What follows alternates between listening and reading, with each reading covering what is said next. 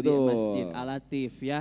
Dan juga kita doakan juga untuk teman-teman semuanya semoga dalam keadaan sehat walafiat. Amin ya rabbal Dan alamin. juga tak lupa salawat serta salam semoga terlimpah curahkan kepada Nabi kita Nabi Muhammad Sallallahu Sallallahu Alaihi alaihi Wasallam, wasallam. kepada keluarganya, sahabatnya, tabiin, dan juga semoga sampai kepada kita selaku umatnya hingga akhir zaman. Amin. Amin ya rabbal alamin. Oke, balik lagi bareng saya Riki Apriana. Bareng saya Gia, sekarang kita ketemuan di GWS, nih GWS. ya, di Ngabuburit. Insya Allah hari ini kita akan dibersamai oleh Kang Zen Permana. Betul. Dan sekarang tuh kalau dari judulnya tuh namanya Bunga Maaf, Kang ya.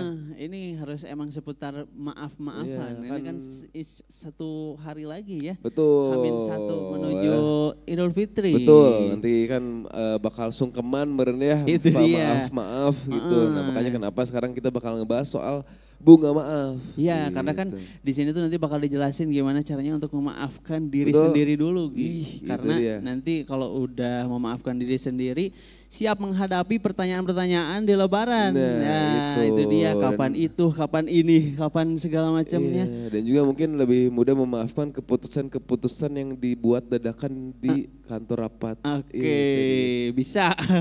Takut itu mah ya.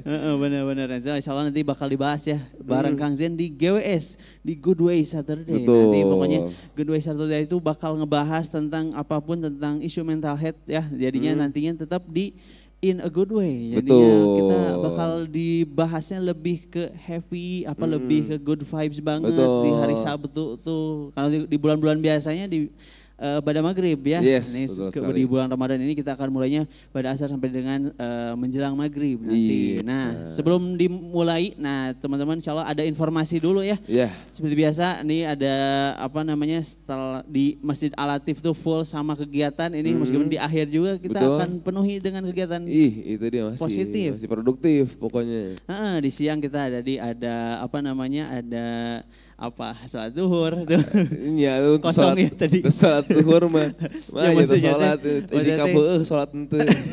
Di siang tuh biasanya ada sharing is caring, sorenya ada ngabuburit, terus kita lanjut iftar bareng, Betul. harus juga ada ngaji 1 juz 1 hari, nah terus langsung dilanjut taraweh di Masjid Al-Latif, Betul. langsung abis itu ada muhasabah, Iya.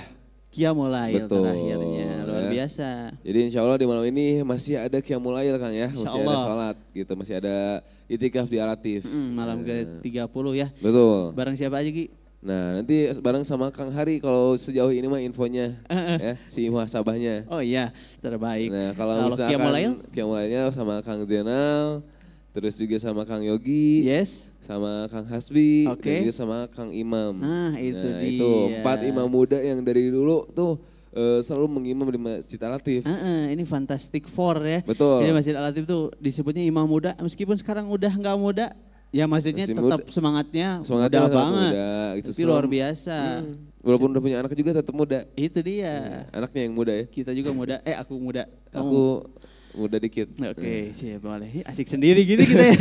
Oke, tapi Oke. selain itu juga mungkin diinfoin juga ya buat Kang Tete insya Allah. Biasanya sih kalau kita nih ya biasanya Kita nih. nih di Al-Latif tuh kalau misalkan di hari ke-30 Betul. tuh habis qiyamul lail, habis sholat Ah. subuh tuh suka ada foto bersama. Nah Gitu. ini. Jadi nanti itikaf angkatan 2025. Wah luar biasa. Makanya. Jadi nanti setelah sholat subuh nanti nanti sekitar jam 7-an teman-teman bakal kumpul di sini, kita akan foto bareng ya. Betul. Itu yang gak boleh dilewatin buat Iya. teman-teman semuanya di sini. Jadi Betul. ibaratnya itu tuh graduationnya lah Iya, nanti supaya itu. nanti resmi boleh mudik. Betul ya. Jangan dulu mudik kalau belum foto di sini. Betul. Dan nanti Bisa lah. kalau misalkan mau datang nanti silakan mungkin bisa beritikaf dari sekarang gitu ya. Iya. Atau misalkan nanti pas subuh juga seenggaknya nanti muka Akang Tete ada gitu nyempil dikit lah di Instagram Jadi nanti Masjid Al-Latif gitu. tete akang-akang bisa bikin caption, tebak aku yang mana. Nah, Nah, itu itu. bisa banget. Kalau Disiapin dari sekarang captionnya, tebak aku yang mana meskipun Teuing nu mana ya. aku kayaknya nggak akan nyari kok gitu kan, nggak Kalau apa-apa. enggak bisa aja ini perhatikan lingkaran merah. Nah gitu. itu bisa banget, padahal itu karet. Penampakan. Karet merah, Masya Allah ya luar biasa. Ada info lagi Gi? untuk Regis juga mungkin nanti ya. Iya. Terakhir teman-teman yang akan itikaf malam ini silakan nantinya daftar di link yang sudah disediakan di Instagramnya Masjid Al-Latif. Baru setelah itu datang lagi untuk daftar ulang. Silakan di scan barcode yang ada di sekitaran Masjid Al-Latif. Habis itu bisa menghampiri meja registrasi untuk dapetin voucher sahur. Betul. Nah itu jadi nantinya untuk data kita nih bisa untuk di malam ini perkiraan datang berapa orang ya. Iya betul sekali. Ya, jadi penutupan mah harusnya semakin banyak ya. Ya finishing nih ya insya Allah. Kita semoga Allah hadiahkan untuk teman-teman semuanya dan untuk kita semuanya Lailatul Qadar ya. Amin ya rabbal alamin. Oke kalau gitu buat Akang Teteh juga nih yang membawa buku tulis silakan bisa dikeluarkan atau misalnya mau di handphone juga boleh. Karena supaya diikat ilmunya dengan catatan-catatannya ya. Iya, jangan sampai nanti kelewat nih, catat aja yang apa nanti Kang Zen sampein biar nanti terus juga dibikin resume boleh banget update di Instastory seputar keseruan di Masjid Al-Latif. Jangan lupa di tag @Masjid Al-Latif. Betul. Ya, biar nantinya makin seru nih di Al-Latif itu makin menjangkau lebih luas lagi. Jadi nanti pahala jariah juga ya. Amin. Nah, itu dia. Sip. Oke. Kalau gitu sama-sama juga nih kita luruskan niat kita bersama nih ya untuk menggapai berkah dari Allah Subhanahu wa taala, menggapai ridhonya dan juga semoga dengan duduknya kita semua di sini itu tuh menjadi keseriusan ya, bentuk keseriusan buat pengen masuk ke surganya Allah Subhanahu wa taala. Amin ya rabbal alamin. Oke. Kalau gitu kita awali dengan doa menuntut ilmu bersama-sama. Bismillahirrahmanirrahim. Rabbi zidna ilman warzuqna fahman wa amalan mutaqabbalan. Baiklah begitu langsung saja kepada Kang Zen Permana, waktu dan tempat kami silakan.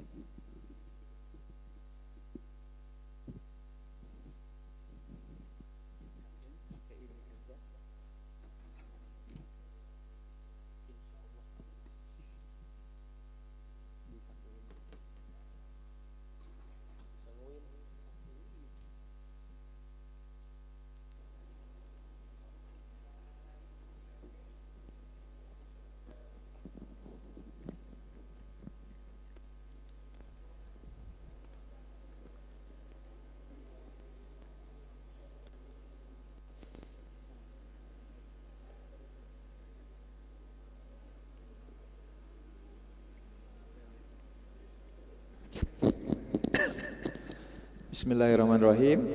Assalamualaikum warahmatullahi wabarakatuh.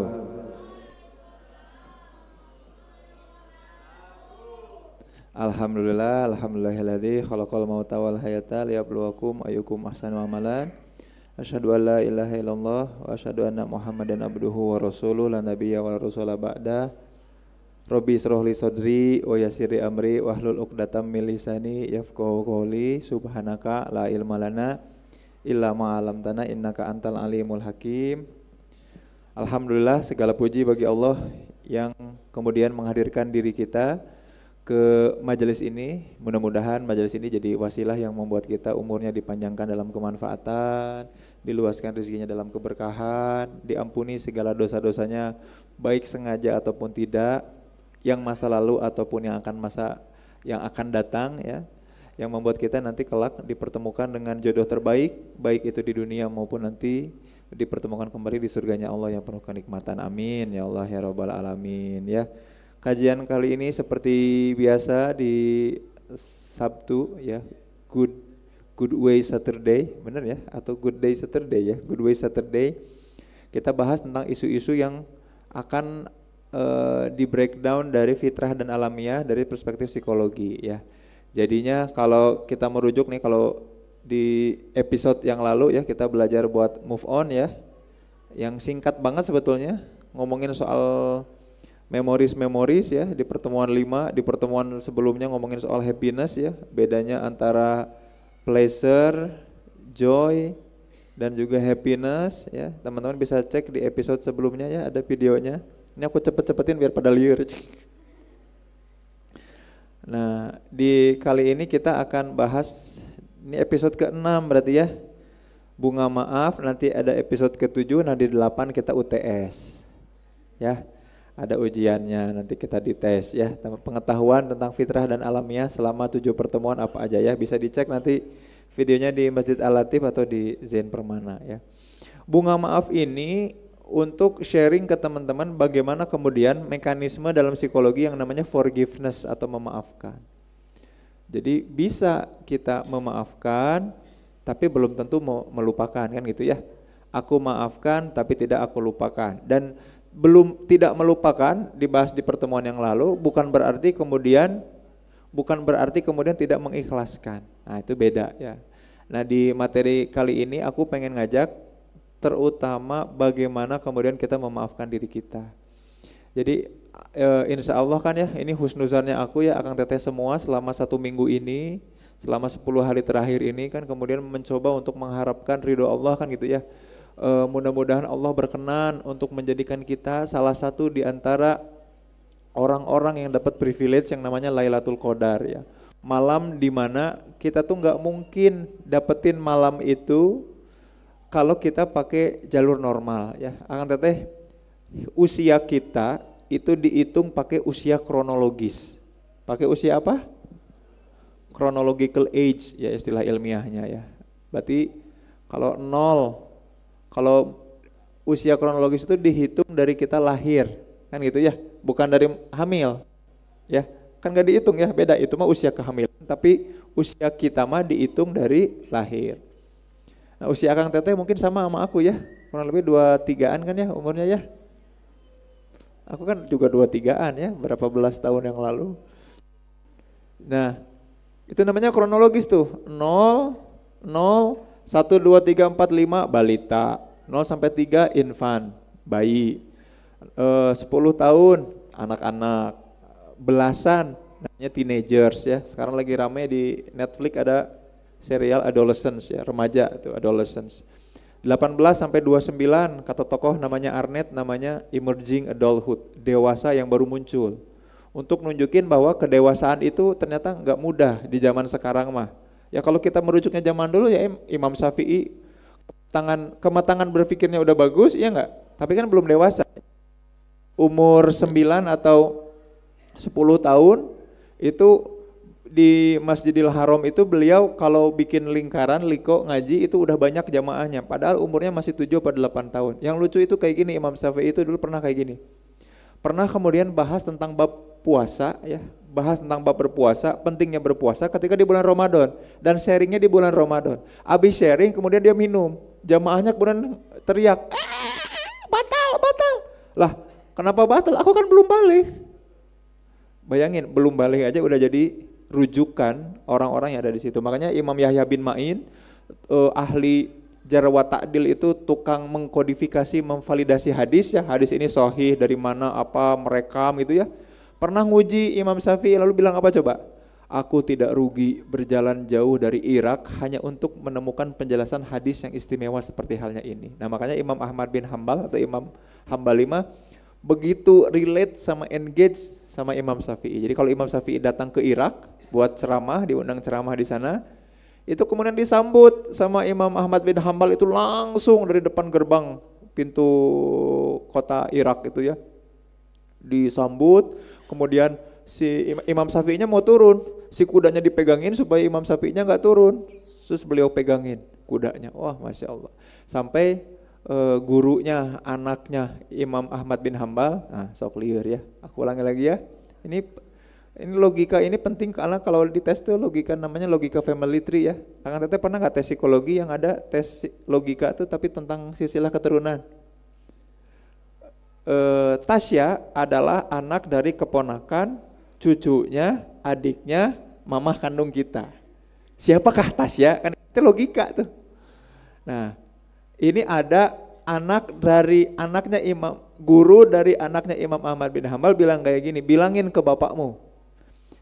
Guru dari anaknya Imam Ahmad bin Hambal bilang kayak gini, tolong bilang bapakmu jangan rendahkan ilmu hadis di depan orang ilmu fikih katanya.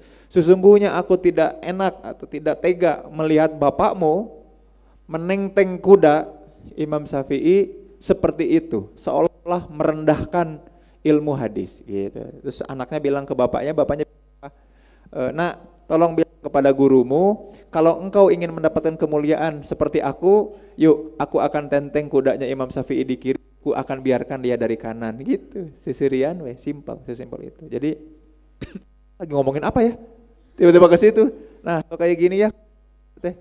ngalir ngidul we ka ditu ka dieu ya. Nah, mudah-mudahan ini jadi poin penting ya, karena tadi balik lagi kedewasaan itu umur tidak menjamin kedewasaan. Makanya ternyata angka dewasa tuh makin mundur. Makanya ada emerging adulthood. Yang menarik, Arnett yang bikin teori emerging adulthood itu punya murid namanya Mehta. Di 2020-2021 nge-publish sebuah artikel penelitian bagus, sampai sekarang masih dirujuk. Justru ada tahapan perkembangan baru namanya established adulthood umur 30 sampai 45. Dan menariknya apa coba? Di umur itulah orang lagi galau-galaunya. Jadi kalau Akang Teteh mikir, aduh Kang aku lagi kena quarter life crisis, kalem, nanti tenang aja. Jangan terlalu banyak, jangan terlalu ngedown dulu. Nanti di umur 30 juga akan dijebretkeun deui. Ya, di masa established. Jadi kalau Akang nanti Teteh yang sekarang umur 20-an terus teh, aduh Kang kena quarter life crisis. Nanti nyampe 30 jadi tulang pinggul keluarga ya, rasakan bukan cuma tulang punggung, ini mah pinggul digejret di mana-mana, hese berat. Nah, tapi berbagai perkembangan zaman keilmuan kita menentukan bahwa ya tadi kematangan makin mundur. Makanya usia pernikahan makin mundur ya. Zaman dulu mah orang umur 18, 19, 20 udah nikah. Sekarang mah secara fisiologis tidak dibenarkan sebenarnya untuk menikah. Kalau Akang Teteh buka jurnal-jurnal fisiologi, terus juga tentang dokter spesialis obgyn ya, jurnal-jurnal tentang obgyn, itu nunjukin bahwa justru kalau perempuan dipenetrasi secara seksual sebelum umur 20, itu tuh berbahaya karena kemungkinan besar akan kena kanker serviks.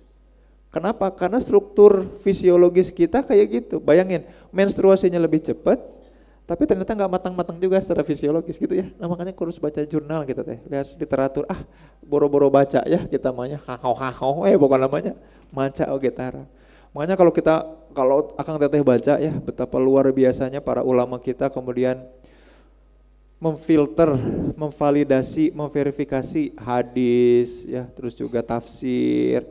Luar biasa. Aku mulai lagi dengan serius ya baca ya, terutama dari keturunannya Rasulullah ya, mulai dari Kusoy, terus kemudian masuk ke Abdi Manaf, ke Hashim, sejarah masing-masing kenapa bisa segede itu, luar biasa. Nah ada salah satu hal yang kemudian secara turun-temurun, secara genetis, mau di rentang usia apapun terjadi pada diri kita adalah apa? Kecenderungan untuk menyalahkan diri sendiri. Jadi kalau kita ngomongin soal memaafkan, seringkali bukan soal memaafkan orang lain, tapi kita juga seringkali kesulitan memaafkan diri sendiri. Marahnya kita itu seringkali bukan marah ke orang lain, tapi marah kenapa diri sendiri membiarkan orang lain melakukan itu ke diri. Kan gitu ya? Contoh misalkan orang lain ngebully kita. Seringkali marahnya kita tuh bukan karena orang lain yang ngebully kita, tapi kenapa kita tidak berdaya untuk melawan gitu. Sama halnya seperti marahnya Hamzah bin Abdul Muthalib ke Rasul ya. Kenapa kamu gitu. Gemesnya tuh seringkali ke diri sendiri yang kok nggak bisa membela Rasul sedemikian rupa sampai di titik dimana geus lah hese ngabejaan maneh nama kata Hamzah itu. Akhirnya Hamzah bilang apa? Udahlah aku masuk Islam aja. Duhai Muhammad katanya, ajarkan aku tentang Islam. Gitu. Karena gemes sama diri sendiri yang selama ini nggak pernah bisa ngebela keponakannya yang dia sayangi dan dia cintai. Makanya ketika Hamzah dipenggal kepalanya sama seseorang, ketika orang itu kemudian masuk Islam, Rasul sampai bilang kayak gini, duhai engkau, terima kasih sudah masuk Islam, tapi mohon jauh-jauh jangan dekat-dekat dalam pandanganku. Coba bayangin. Karena tiap kali ngelihat engkau, aku masih nggak bisa, masih keingetan terus paman aku yang engkau penggal lehernya, kan kayak gitu ya. Bukan berarti mutus silaturahim, ngeblok aja, jaga jarak. Boleh kok ngeblok teh, boleh ngeblok orang teh. Akang-akang di blok orang tong pundung, ya bongan saha ngeghosting wae. Nah maka di omongin soal bunga maaf ini, Akang Teteh perlu tahu ada hal alamiah yang terjadi di sepanjang fase kehidupan kita, mau dari bayi sampai tua, sama yaitu secara alamiah, kita punya kebutuhan untuk bisa menjelaskan sesuatu. Dalam istilah psikologi namanya attribution ya. Jadi buat Akang Teteh yang pengen banget belajar psikologi tapi nggak mau kuliah psikologi dan pengen tahu yang simpel-simpel yang penting buat kehidupan, datang tiap hari Sabtu insya Allah ya kita bareng-bareng Karena bulan Ramadan jadi sore, nah nanti mah kita tiap malam minggu ya, malam mingguan bersama. Maka pertemuan ke-8 ada ujiannya ya. Yang ujiannya nilainya 3 atau 5 besar akan dapat hadiah berupa menginap 3 malam di Masjid Al-Latif ya. Mangga eta marek mondok 3 poe lanjut kumaha di dinya we ya gitu ya. Tapi nanti mungkin ada beberapa rewards ya yang akan dikasih ya. Mungkin Kaf mau sponsorin Kaf haya ain sod dzikru rahmati rabbika abdahu Zakaria ya. Apa itu attribution Akang Teteh? Nah ini definisinya ya, bisa terlihat ya. Attribution ya, kita coba biar keren, apa namanya? Attribution ya, attribution. Jadi beda ya antara attribution sama atribut ya. Atribut mah simbol atau sign atau tanda yang nempel atau melekat pada diri seseorang, namanya atribut.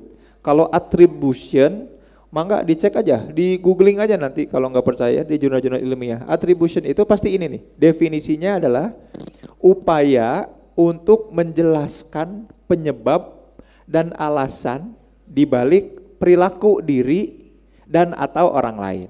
Ya, jadi gini, kalau kita punya kecenderungan untuk berupaya menjelaskan dan nyari sebab atas perilaku diri dan atau orang lain, itu namanya attribution. Gitu ya. Contoh, datang nih ke sini nih, set, nah, pakai baju yang Akang Teteh pakai sekarang. Ya, pada pakai baju semua kan ya? Coba bisa dilihat bajunya, pakaiannya. Sok coba, kenapa aku milih baju yang ini? Di antara berbagai baju yang ada di lemari, kenapa? Nah, kalau berpikir kenapa, itu teh prosesnya namanya attribution, gitu ya. Pas kita datang ke kajian, terus teman kita datang terus kayak gini aja. Si C datang, terus mukanya tuh kayak gini. Terus kita sama si A ngomong, "A, itu si C kunaon sih?" Teuing nanya gitunya. Itu teh proses namanya attribution. Paham ya sampai sini, paham ya? Kita punya langganan tukang sate. Biasanya aku di rumahnya ada tukang sate yang pas pertama kali, kan aku pindah ke rumah aku yang sekarang tuh baru tahun 2021. Di malam pertama pindah, aku udah pernah cerita apa belum ya, kalau nggak salah udah pernah nih. Di malam pertama teh kita kaget tahu, jam 11 atau setengah 12 malam, tiba-tiba ada orang teriak dengan memilukan suaranya teh. Kita salah denger nih. Terus istri aku teh ngebangunin terus bilang kayak gini, "Pak, itu ada orang nyari-nyari Yeti." Hah? Nyari-nyari Yeti? Diam, coba dengerin. Soalnya teriaknya kayak gini, Yeti, gitu. Hah? Terus anak aku teh tiba-tiba, anak aku keluar dari kamarnya, ngegedor kamar kita. Pak, kenapa itu ada orang-orang teriak sakti, gitu. Ternyata sate. Akhirnya kita keluar, "Mang, ngapain?" "Jualan sate." "Oh ya udah beli." Gitu, karena udah gengsi ya, udah kagok manggil kan, kita kaget. Satu bilang Yeti, satu bilang sakti, kan penasaran ya. Ya udah, itu memang gimmick bisnis mah bagus ya. Supaya orang pay attention to what we are doing, itu namanya strategi bisnis, strategi marketing banget. Sampai sekarang kita suka ketipu ya, Yeti gitu ya. Ternyata sate. Sampai mana tadi? Tuh, nya pohon deh wae. Upaya untuk menjelaskan perilaku, benar nggak? Itu kenapa ada orang teriak-teriak Yeti, ya nggak?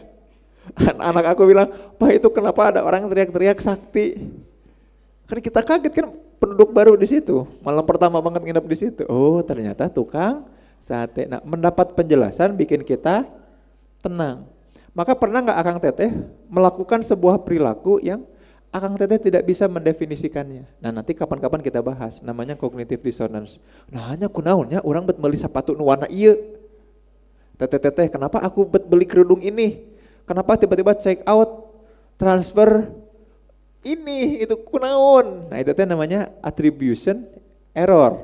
Kita gagal untuk bisa menjelaskan perilaku kita dan juga perilaku orang lain. Kan kita lagi rame nih ya. Kita lagi ramai di sosial media berusaha untuk menjelaskan perilaku pejabat yang barangkali dulu kita suka. Asa teu asup akalnya gitu. Bae beda batur, iya gak sih? Yang nyuruh kita berusaha untuk menjelaskan perilaku orang lain itu siapa? Ciga nama, oh pantesan gitu ya. Nah ini teh alamiah. Apakah fitrahnya Allah nyuruh kayak gini? Tuh, bener nggak?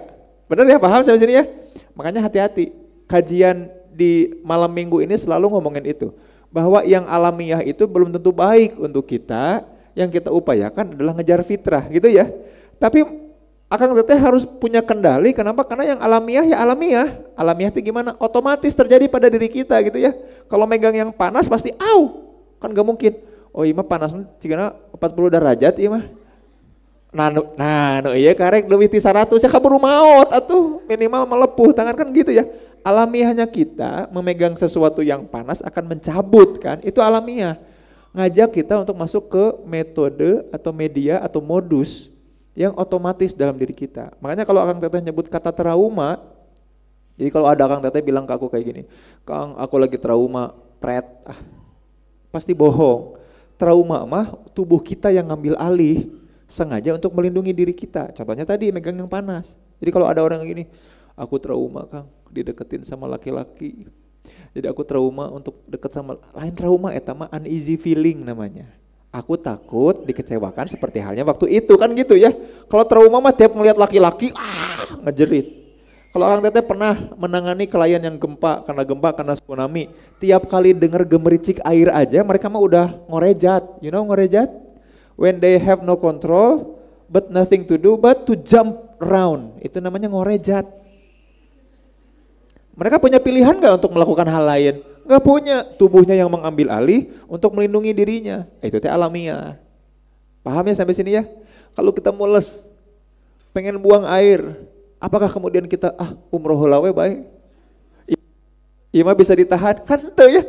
Alamiah harus disegerakan. Makanya kenapa segera berbuka tuh alamiahnya kita. Makanya ya Allah, hanya bulan Ramadan bayangin adzan itu terdengar indah ya enggak? Nah bukan bulan Ramadan mah, ya geus adzan deui kan gitu kan. Sebelum bulan Ramadan mah gitu, hanya di bulan Ramadan. Yang kemudian pas setiap ada teh, ya Allah, alhamdulillah udah tuhur ya Allah. Perjuangan neleng ciduhku setengah perjalanan kan gitu. Kang teh, aku teh di tiap malam minggu mau ngajak Akang Teteh memahami bahwa ada hal-hal yang alamiah belum tentu baik buat kita. Dan fitrah itu mesti diupayakan, mesti dikejar. Gak bisa Akang Teteh cuman gular-goler asup surga, tuh bisa ya. Kecuali gular-goler disiksa gitu ya. Nah makanya kenapa berpuasa itu doa orang yang berpuasa as-saumu wa yaftur, doa orang yang berpuasa itu tidak diijabah sama Allah. Kenapa coba? Sandingannya sama dua golongan lain. Yang pertama, aduh bahaya nih ngomongin ini. Al-imamun adil. Golongan pertama itu pemimpin yang susah enggak? Jadi pemimpin yang adil susah enggak? Susah kan? Atuh bangun salah milihnya. Susah jadi pemimpin yang adil teh. Atau yang kedua adalah doa orang yang teraniaya. Mau dianiaya dulu baru diijabah doanya? Enggak kan? Susah kan? Tapi ada golongan ketiga yang enggak usah jadi pemimpin, yang harus ikut pemilu dulu, harus adil dulu, kan ada syarat ya. Enggak usah disiksa dulu, enggak usah dianiaya dulu, baru diijabah. Yang itu as-saumu wa yaftur, cukup berpuasa. Cukup menahan diri tuh. Kenapa coba? Dapat privilege sehebat yang lain. Karena saumah langsung ke Allah. Orang nggak tahu kan? Aku nggak tahu. Akang Teteh, ini akang nih, banget puasa kan kelihatannya. Tapi kan nggak tahu aslina sogan mokel di luar mah ya nggak sih? Itikaf bareng, datang ke masjid padahal mah itu urut batagor naon da aya mah ngasaan hungkul Kang, ngasaan mun disanguan ngeunah moal gitu. Jadi pas buka teh kan enak makan batagor teh. Seperti itu. Nah, makanya kemudian kita ngaruh ya. Ternyata kita butuh banget ini teh, Kang. Upaya-upaya untuk mengupayakan fitrah. Aku teh kampanyenya itu. Kampanyenya kita berupaya, Allah teh udah nyiptain kita teh dalam kondisi fitrah. Tapi gara-gara turun ke dunia kan, bergantung lingkungannya kan ya, kalau lingkungannya Yahudi kan gitu kan, suratnya di surat Ar-Rum tuh kayak gitu. Justru kita mesti mengupayakan fitrah. Makanya orang-orang yang kembali ke fitrah teh enak.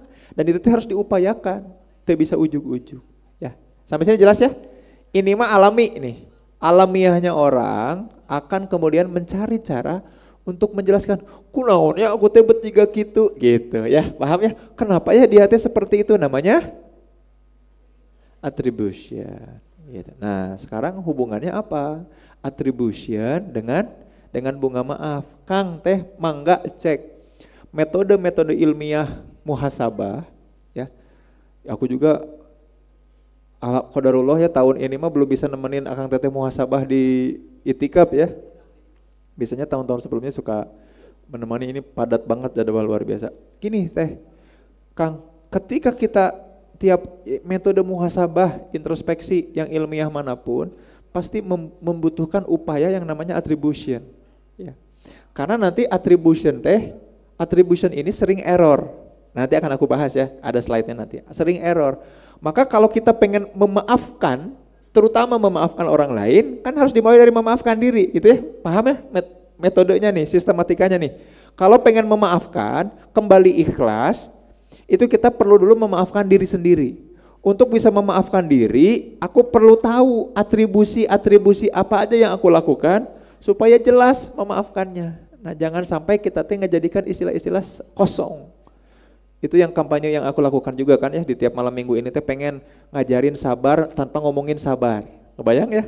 Aku setiap pertemuannya pasti ngajarin sabar tanpa ada kata-kata sabarnya. Ngajarin bersyukur tanpa ada kata syukurnya. Karena kita butuh kata yang lebih operasional yang bisa dilakukan langsung, jadi actual behavior. Kalau disebut sabar hungkul mah enak ya, cing sabar sate. Loba syukur sate. Gampang ngomong sama kumaha. Emang aing kurang sabar kumaha deui kan gitu kan. Tapi kan kita lagi butuh konkretnya seperti apa. Nah, nggak bisa melakukan atribusi itu percuma, nggak bisa memaafkan juga, ya nggak? Kalau kita nggak bisa menjelaskan perilakunya, apa yang mau dimaafkan? Nggak bisa menjelaskan perilaku diri, gimana bisa bertobat? Ya Allah, ampuni aku ya Allah, ampuni dosa-dosaku ya Allah. Kalau nu mana heula? Harus diakui dulu yang mana, kan pertobatan itu harus mengakui dulu dan menyadari tobat yang mana, lalu berjanji tidak mengulangi lagi, kan gitu, benar tuh? Kalau enggak makan cuman lip service, cuman tangisan buaya. Akang tahu nggak dari mana sejarah tangisan buaya, tahu nggak? Buaya teh memang beneran bisa nangis untuk jadi kamuflase orang buat kasihan. Pas udah ngedeketin aja ya mangsanya teh baru di gitu. Coba cek tangis buaya, coba cari aja di ChatGPT atau di DeepSeek ya. Keluarnya bapak-bapak tangis mata buaya. Kalau mana foto sorangan tuh yang gini kan. Nah, makanya kenapa ada attribution dan bunga maaf, kita bunga ya. Kita akan merasakan manfaat dari memaafkan manakala sudah selesai proses atribusinya. Paham sampai sini ya? Kalau Akang Teteh tidak berusaha untuk menjelaskan perilaku diri dan juga orang lain, moal bisa memaafkan. Aku maafkan kamu, kesalahan kamu, tapi jangan sekali-kali lagi ya. Itu segampang itu. Harus di-mention dulu, aku tuh gak suka diginiinnya, aku belum bisa ngejelasin kenapa sih kamu setega itu. Kan gitu ya. Kenapa sih kamu terlambat, terus udah terlambat datang, hahaha aja, maaf. Jelasin dulu, kan kita kan pengen tahu kenapa terlambatnya, ada apa keterlambatannya, karena kita butuh tahu, butuh making sense. Iya maaf aku terlambat karena sepanjang perjalanan aku kemudian ternyata dihalangi sama 73 zombie yang dia teh keluar dari tingkap gorong-gorong yang ternyata di bawah gorong-gorong itu ada laboratorium ilmiah yang gak pernah di-share sama pemerintah dari uang pajak kita. Bayangin betapa sulitnya untuk menghadapi mereka untuk sampai ke sini. Masuk akal tuh? Bayangin ya, bukan cuma butuh penjelasan, tapi kita butuh penjelasan itu masuk akal. Paham ya sampai sini ya? Dan apakah kita bisa membuat itu masuk akal? Belum tentu kan? Dah cek orang mata asup akal dah. Alasan maneh teh kan gitu ya. Pertama, gimana bikin laboratorium di bawah? Sok gimana? Terus dibahas panjang soal eta. Cek orang mata kudu dibahas ya. Tapi kan itu cuma alasan. Sampai sini paham ya? Kebayang ya? Bahwa kita teh butuh untuk bisa mendapatkan manfaat dari maaf diri, maaf orang lain. Kita butuh upaya untuk bisa menjelaskan perilaku itu teh, Kang. Jadi nggak bisa, dan memang harus dijelasin dulu, betul. Aku mah hanya masih bisa narima, nah wajar, berarti memaafkannya cuma lip service. Iya aja, berarti itu teh mencoba untuk mengabaikan, hati-hati, jadi kereteg hati. Dan kalau di istilah ilmiah psikologi nanti dia jadi grudge, jadi dendam. Makanya ada tokoh di psikologi namanya Anderson. Anderson meneliti kayak gini, Kang Teh, ini juga bisa jadi tips dan solusi di rumah tangga ya. Tiap kali kita mengucapkan satu kalimat yang negatif, ternyata orang yang mempersepsi itu dan orang yang tersinggung atas kalimat negatif kita, ini kata penelitiannya Anderson, itu akan ngerasa berhak untuk menyakiti atau melukai kita di masa depan. Dan kalaupun mau di redeem itu apa ya? Mau ditebus dosa itu nggak bisa dengan minta maaf satu kali, tapi harus di counter sama minimal, kata Dr. Anderson ini, minimal sama 5 kalimat positif. Coba bayangin. Bayangin, Kang Teh, kalau Akang dan Teteh teka aja ngomong sesuatu yang kemudian menyinggung orang lain, dan itu negatif tuh, menyinggung orang lain itu nggak terima, nggak bisa hanya sekedar satu kalimat minta maaf, nggak bisa. Harus cepet-cepet, hanya bisa setara di counter kalau kita ngasih 5 kalimat positif. Dan itu tuh suka aku pakai kalau aku lagi ngajarin bapak-bapak terutama dan ibu-ibu juga rumah tangga ketika kajian konseling nikah, pernikahan, terutama lagi konseling ya, aku ngajak untuk latihan itu. Ini misal nih ya, istri aku bilang kayak gini, Pak aku gendutan gak ya? Astagfirullahaladzim. Aku kan gak boleh bohong ya, aku kan orangnya jujur. Gak mungkin bilang, oh enggak kurus banget, apalagi triplek, enggak mungkin gitu. Maka aku jujur, iya mah kayaknya mama gendutan. Masih tersinggung kan? Negatif ya, paham sama sih negatif kan? Hanya bisa netral kalau di counter sama 5 kalimat positif. Yang tapi gendutnya gendut di tempat yang tepat, cintaku, yang membuat momom teh kemudian jadi lebih enak, mungkin nyaman buat dipeluk sama aku, sama anak-anak, yang bikin momom itu kemudian kelihatan lebih sehat, lebih seger, lebih merah merona, orang-orang jadinya positive thinking. Oh berarti momom teh diurus dan mengurus keluarga dengan baik, itu harus digituin. Yang keempat, dan kalaupun ada baju yang nanti kekecilan, nunjukin bahwa kita harus bertumbuh. Mama bisa sedekahin itu bajunya ke orang lain, dan mama bisa pilih baju lain, dan papa mau kok beliin mama baju lain. Dan kalaupun ternyata penjelasan papa tidak menjelaskan, itu karena mama tuh cerdas. Saking cerdasnya mama tahu pasti bilang gendutan tuh karena apa. Dan aku mencintai mama apa adanya, kan gitu. 5. Jadi yang satu kalimat negatif ini bisa di counter sama 5 itu, dan kita teh harus punya skill itu, Akang dan Teteh. Jangan ngomong gini, Kang lah aku mah intopret, wis tong kawin, wis sakalian atuh intopret mah cicing we kieu 60 jiga gebog cau. Dan pernikahan mah relasional ya enggak? Relasional, mah harus ada interaksi, mau bisa atau enggak bisa kan gitu. Aku pengen jadi entrepreneur, pedagang, tapi aku introvert. Ya anggar we kudu dagang, iya enggak sih?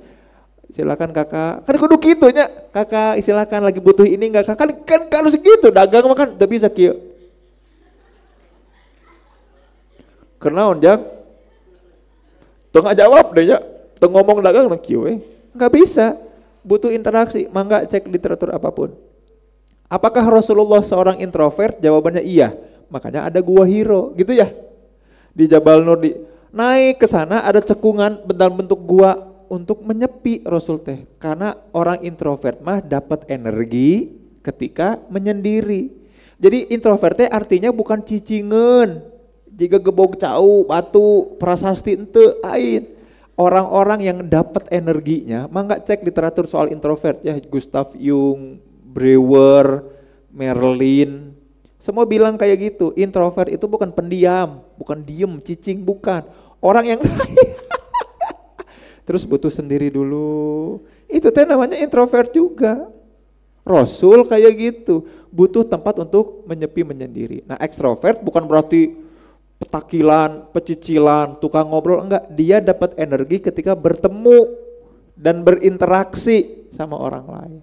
Jadi kita mah diem weh, tapi ngedengerin podcast, energi kita naik, baterai kecas. Dengerin orang ngobrol, atau gini, kita punya nggak bestie, teteh punya nggak bestie, akang-akang punya nggak temen yang kita mau ngobrol asik, dia mah kieu nyimak kan kieu hungkul, tapi bahagia dia teh. Ada nggak yang kayak gitu? Ada, sintrek lila mah bisa kasurupan gitu. Ayo kieu teh ngomong kieu ayo. Nah itu teh ekstrovert. Makanya kadang-kadang justru ekstrovert yang cenderung nyebelin mah ya. Ada nggak kayak gini orang lagi naik motor, dia galau sendirian, tiba-tiba ceklek, buak, tabrakan, orang berkerumun, akhirnya dia ke pinggir, dia ikut di kerumunan, ningalikeun we. Terus akhirnya ke yang kecelakaan tadi dia bilang, hatur nuhun ya, you made my day. Jadi mood booster edan anu katabrak. Gara-gara nah itu ekstrovert gitu. Makanya orang ekstrovert mah datang kemana? Ke mall, ke masjid, ngumpul bareng. Sholat berjamaah mah orang introvert mah kan cenderung menghindari. Imah hayang kagusak we deket. Antrian teh membahagiakan buat ya. Aya nu kosong tajang wudu, aya nu kosong mending nu ngantri, manehna mah resep.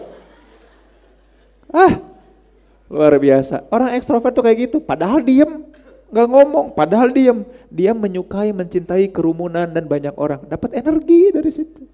Dapat energi. Bayangin, orang kerumunan ditabrak, tenanya kieu we. Alhamdulillah. Orang yang ke taman, orang yang itu. Nah maka penting untuk kita bisa memahami diri kita seperti apa. Menjelaskan perilaku kita walaupun belum tentu masuk akal kan gitu ya. Nah tujuan dari attribution itu membuat perilaku kita masuk akal, perilaku kita masuk akal. Makanya nanti ada konsep yang namanya self forgiveness akan kita semua. Apa itu self forgiveness? Yaitu cara seseorang yang menghubungkan atau ngaitkan kesalahan itu kemana? Ke internal atau eksternal dan mempengaruhi kemampuannya buat memaafkan diri. Nah pertanyaannya gini, cara Akang Teteh memaafkan diri teh kumaha? Jangan-jangan gak pernah berusaha memaafkan diri, boro-boro bisa memaafkan orang lain gitu ya. Nyalah orang yang manu salah orang, nya orang, sok mangga, nya orang yang orang. Ya aku ya Allah, ya Allah aku. Gini, menyalahkan diri diajarkan gak? Diajarkan iya, dianjurkan iya, tapi kemudian dianjurkan itu bukan untuk relasi sesama manusia, tapi untuk merendahkan diri, untuk nyari posisi di hadapan Allah. Mangga akan teteh cek doa-doa orang-orang mulia. Doa-doanya tuh pasti merendahkan dan menyalahkan diri. Nabi Adam contohnya, doanya gimana? Iya kan gitu kan, Robbana dzolamna, kan gitu, nyalahin siapa coba? Tapi kan ada pengharapan setelahnya kan ya, ada imperatif istilahnya. Imperatif itu apa? Maksa. Makanya gini, kalau aku mah, Akang Teteh ketika membaca sirah, tarikh, dan aku ngecek, doa-doa orang mulia itu tidak pernah spesifik. Jadi punten kalau Akang Teteh ya tiba-tiba doa, ya Allah mudah-mudahan beres Ramadan ini Engkau berikan aku kemampuan untuk membeli iPhone 16 Pro Max yang 1 tera ya Allah, yang warna unyu. Gitu. Kadang suka ini, apakah iPhone 16 Pro Max 1 tera berwarna ungu itu memang terbaik buat kamu? Ya gak sih? Jangan-jangan gak perlu kamu mah iPhone 16, yang kamu perlukan adalah Samsung. Apa kan gitu ya bisa jadi, dan itu lebih cocok buat kan Allah Maha tahu daripada kepengen kita kan. Makanya cara aku melihat dan belajar dari doa-doa orang soleh terdahulu, itu doanya jarang untuk spesifik dan meminta langsung, kecuali, nah imperatif namanya, meminta langsung, memaksa, kecuali untuk pengampunan dosa. Ya, mohon diampuni aku ya Allah. Nah harus clear dulu, ya Allah aku kemarin udah begini, ampuni ya Allah mungkin orang itu ampun gitu. Nanti malam masih ada muhasabah ya terakhir ya, insya Allah sama siapa ya, Ustadz Rahmat ya, Ustadz Rahmat Baikuni ya. Nah mudah-mudahan bisa dicek juga nih, karena self forgiveness itu tuh kemampuan kita untuk bisa. Nah doa-doa orang terdahulu itu, Nabi Adam, Robbana dzolamna anfusana wa illam taghfir lana, dan jika engkau tidak memaafkanku, sesungguhnya aku kan kayak gitu. La ilaha illa anta inni kuntu minadz-dzalimin, kata Nabi Yunus gitu kan ya. Terus kata Nabi Muhammad sallallahu alaihi wasallam ketika di Taif, Allahumma ilaika asku, ya Allah aku adukan kepadamu dha'fa quwwati, lemahnya daya upayaku. Coba bayangin, disiksa ke orang Taif, dibully, ditenggelan, berdoanya bilang ya Allah aku lemah gitu. Bayangin, gak minta ya Allah tolong hajar mereka, tolong jebretkan ya Allah gitu, kan gak gitu, Nabi Adam gak minta, ya Allah pengen balik deui ke surga. Nabi Yunus gak minta, ya Allah keluarkan aku dari apapun ini makhluk ini nih di perut ini, kan gitu, gak gitu. Nabi Musa, ya Allah aku lapar, enggak kan, Robi ini lima anzalta ilaika min khairi fakir, ya Allah di antara semua yang baik-baik di sisi engkau, aku tuh membutuhkan. Itu kan kata Nabi Musa. Bener enggak? Ada enggak Nabi Musa bilang, ya Allah lapar, liar, tuh boga duit, lapar, ya Allah, astagfirullah, gitu. Kan enggak gitu kan doanya, ya Allah di antara semua yang baik-baik di dekatmu, di sekitarmu, aku tuh butuh. Akhirnya dikasih kan, dikasih istri, dikasih kerjaan. Kang coba bayangin, lapar, ngadoa nanu lain, ya Allah di antara semua nikmatmu, aku fakir, dikasihnya apa lengkap? Kerjaan, istri, makanan manggis pugu. Luar biasa. Ya, maka doa itu yuk, doa Nabi Musa ya Allah di antara semua yang baik-baik di sisimu, aku tuh butuh, ya Allah kasih salah satu aja. Apapun itu yang terbaik buat aku. Langsung dijebretkan ke Allah. Asal kita bisa memaafkan diri dulu. Ya, percuma kalau kita masih mudah melakukan dosa-dosa kecil tanpa disadari, ya berat atuh. Dosa-dosa kecil itu kan kayak kalau di awal-awal surat Al-Baqarah tuh fi qulubihim marad. Membuat kolub kita teh luka, sakit, susah atuh. Kalau udah luka, sakit, hati kita akan tercover, mindset kita juga akan tercover, karena kolb buat aku mah adalah otak ya. Jadi struktur otak kita tuh akan tertutup, mindset kita nggak terbuka, fanatik aja sama satu hal tertentu teh. Jadi udah ketutup tuh, nanti teh kita tuh jadi orang yang kufur, ketutup, ke cover, jadi orang kafir. Innalladzina kafaru sawaun, orang yang udah ke cover, tertutup, sarua wae. Mau dikasih tahu nggak dikasih tahu pasti susah buat beriman. Makanya memaafkan diri teh dimulai dari attribution. Ya Allah, kenapa ya aku teh kalau sholat teh begini terburu-buru, ya Allah. Jelasin sok kunaon teh, cing masuk akal. Karena di pikiranku bagaimana caranya mengalahkan 73 zombie yang kalau ente gitu. Kenapa aku teh sholat teh tidak khusyuk? Kenapa aku teh suka terburu-buru? Apakah karena aku sudah ahli, ya Allah? Kalau orangnya udah ahli mah cepet nyatanya. Ahli masak, cepet masak teh. Sing. Ahli sholat ge. Padahal dulu pertama kali kita belajar kan gitu ya. Allahu Akbar. Kumaha doa teh kumaha. Gitu. Seru ya Allah ya Rabbi. Nah, makanya attribution itu penting. Nah, attribution itu ada macam-macam Akang Teteh. Maka kita nguliknya attributionnya ya. Sisanya mah tinggal memaafkannya, tapi attributionnya yang harus Akang Teteh paham. Yang pertama, attribution teh ada internal ke dalam, ada eksternal. Nah, nanti yang eksternal teh sering disebut sebagai fundamental attribution error. Ya, error yang fundamental ketika kita melakukan attribution. Tapi attribution teh kebagi dua nih jenisnya. Yang pertama nih ya, dari lokusnya. Nah, ini namanya attribution kalau dilihat dari lokus atau tempatnya. Tempat menjelaskannya di internal atau tempat menjelaskannya di eksternal. Misal, kenapa kamu terlambat? Aku terlambat karena aku nggak disiplin. Aku tuh tahu mestinya harusnya berangkat lebih awal, tapi aku tidak melakukan itu. Aku malah sibuk rebahan aja dulu. Bahkan ketika Gojeknya udah datang, aku bilang, "Mang, ayo orang rebahan halawe di jalan." Bukannya langsung gitu, orang gogoleran halawe cing nambut helmna gitu. Itu masalah aku. Dia tahu penjelasan terhadap perilaku terlambatnya adalah salahnya sendiri karena internal dirinya. Namanya internal attribution atau attribution yang locus of controlnya internal.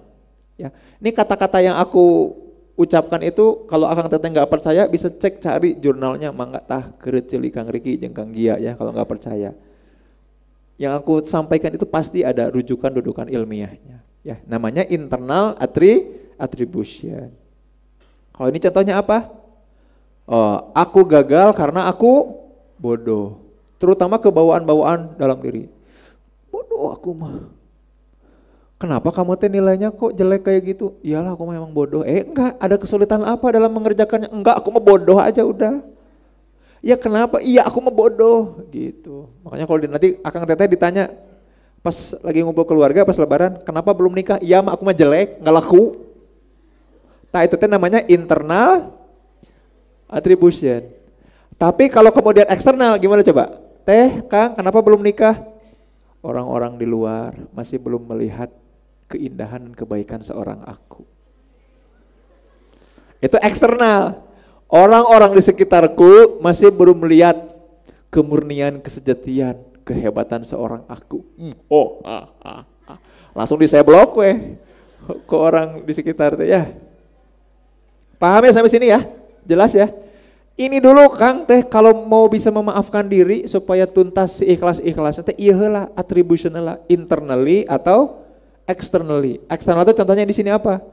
Kalau ia mempertimbangkan faktor eksternal, aku gagal karena situasi sedang chaos, malam chaos ini gitu. Gara-gara itu nyalahkeun batur. Nah, tapi memang ada yang namanya fundamental attribution error.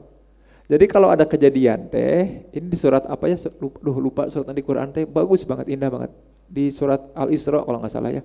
Kita teh cenderung menyalahkan. Jadi kalau kita sukses berhasil, kita pasti menasbihkan keberhasilan itu kepada diri sendiri. Kalau kita gagal, kita pasti menyalahkan situasi ya. Kayak main badminton, akang-akang main PS ya. Kalau kalah, stikna iya mah. Ganti game iya mah cing tukeran kan gitu ya. Urang nu kuduna player hiji mah kan gitu dah. Tukeran. Kalau main badminton teh. Ini mah raketnya. Padahal kita we yang enggak bisa main bulu tangkis ya. Ini mah raketnya angin tuh lihat puting beliung. Kita saha main bulu tangkis ketika puting beliung itu udah sararudet jelema ayeuna mah. Sok nyiar-nyiar mun bahasa kolot baheula mah ya kita teh suka nyiar-nyiar. Sudah tahu tersakiti tapi menghampiri ujung jurang. Astagfirullahaladzim. Nah itu namanya locus of control attribution. Jelas ya? Locus of control. Nah jenis kedua ada dari stabilitas. Jadi attributionnya dilihat dari stabilitas ya. Kalau attribution yang atau atribusi yang stabil itu yang kayak gimana? Yang kemudian yang stabil itu yang menetap yang ke dalam diri tadi ya, aku emang ceroboh orangnya, aku mah emang udah kayak gini orangnya, nu kitu teh berarti attributionnya stabil, nu kitu mah berarti geus hese dirobah, itu maksudnya stabil teh berarti dia menetap, cenderung susah dirubah, aku mah emang kayak gini orangnya emang suka terlambat. Oke, aku memaklumi, semoga semua hal kamu terlambat, tapi kecuali kematian, cepat menghadapi kamu. Tapi biasanya kita mah hesenya mau tanya nyusahkeun batur, ladang amal sih buat batur. Memang kan suka bertanya-tanya gitu nggak sih Akang Teteh? Kenapa orang saleh itu suka cepet diambilnya sama Allah? Ari hese ya buat ladang amal kita. Gitu ya. Makanya aku teh udah ditawarin beberapa kali nih untuk pindah ke warganegaraan. Dan ladang amalnya di Indonesia udah resep mah tuh. Di Singapura aku bakal ceramah ke siapa tuh? Aku dakwah ke siapa? Ya enggak? Aku ditawarin ke Singapura, ke Qatar, ke Finland buat jadi dosen di sana psikologi. Radang dakwahnya di sini. Coba leutik gaji ya enggak sih? Hare-hare datang ge-nya belum tentu dipraktekin, kalaupun kan yang penting meladang amal yang gede kan ya. Coba di sana mah mau cerita apa tuh bingung. Sok Ashabul Kahfi bangun dari tidur dakwah apa lagi coba udah pada beriman ya enggak sih? Oh ini ya orang-orang soleh yang ditidurkan itu kan bingung. Orangnya jadi gabut, kan gitu kan. Makanya pas ditawarin pindah negara, Kang Sen gimana mau nggak? Aduh, mikirnya Allah, aku mah, di sana aku ngapain atau di Qatar coba ngombehan onta? Nggak sebenarnya sih, kemarin di itu mah ada pakai sistem, pakai robotik. Akan dari tahu nggak? Onta-onta di sana bersih itu pakai robotik juga, pakai AI. Untuk, percaya dah mata keret jeli si Kang Riki. Ya kalau yang unstable dia masih terbuka peluangnya untuk bisa berubah. Kang Teh, kenapa attribution berdasarkan stabilitas ini penting untuk bisa memaafkan supaya tahu hari kita teh bisa berubah apa enggak gitu. Ya, ada kelakuan-kelakuan kita yang berulang gitu deui. Nah, yang laki-laki nonton bokep misalkan. Hayo weh. Kalaupun enggak, nyari awat-awat yang seksi aja. Jeung saha ieu? Nanya, alas ya dan terusnya kecenderungannya teh gitu, cek itu teh stabil apa enggak tuh perilaku itu teh. Coba aja di search Instagramnya, isinya apa? Aduh.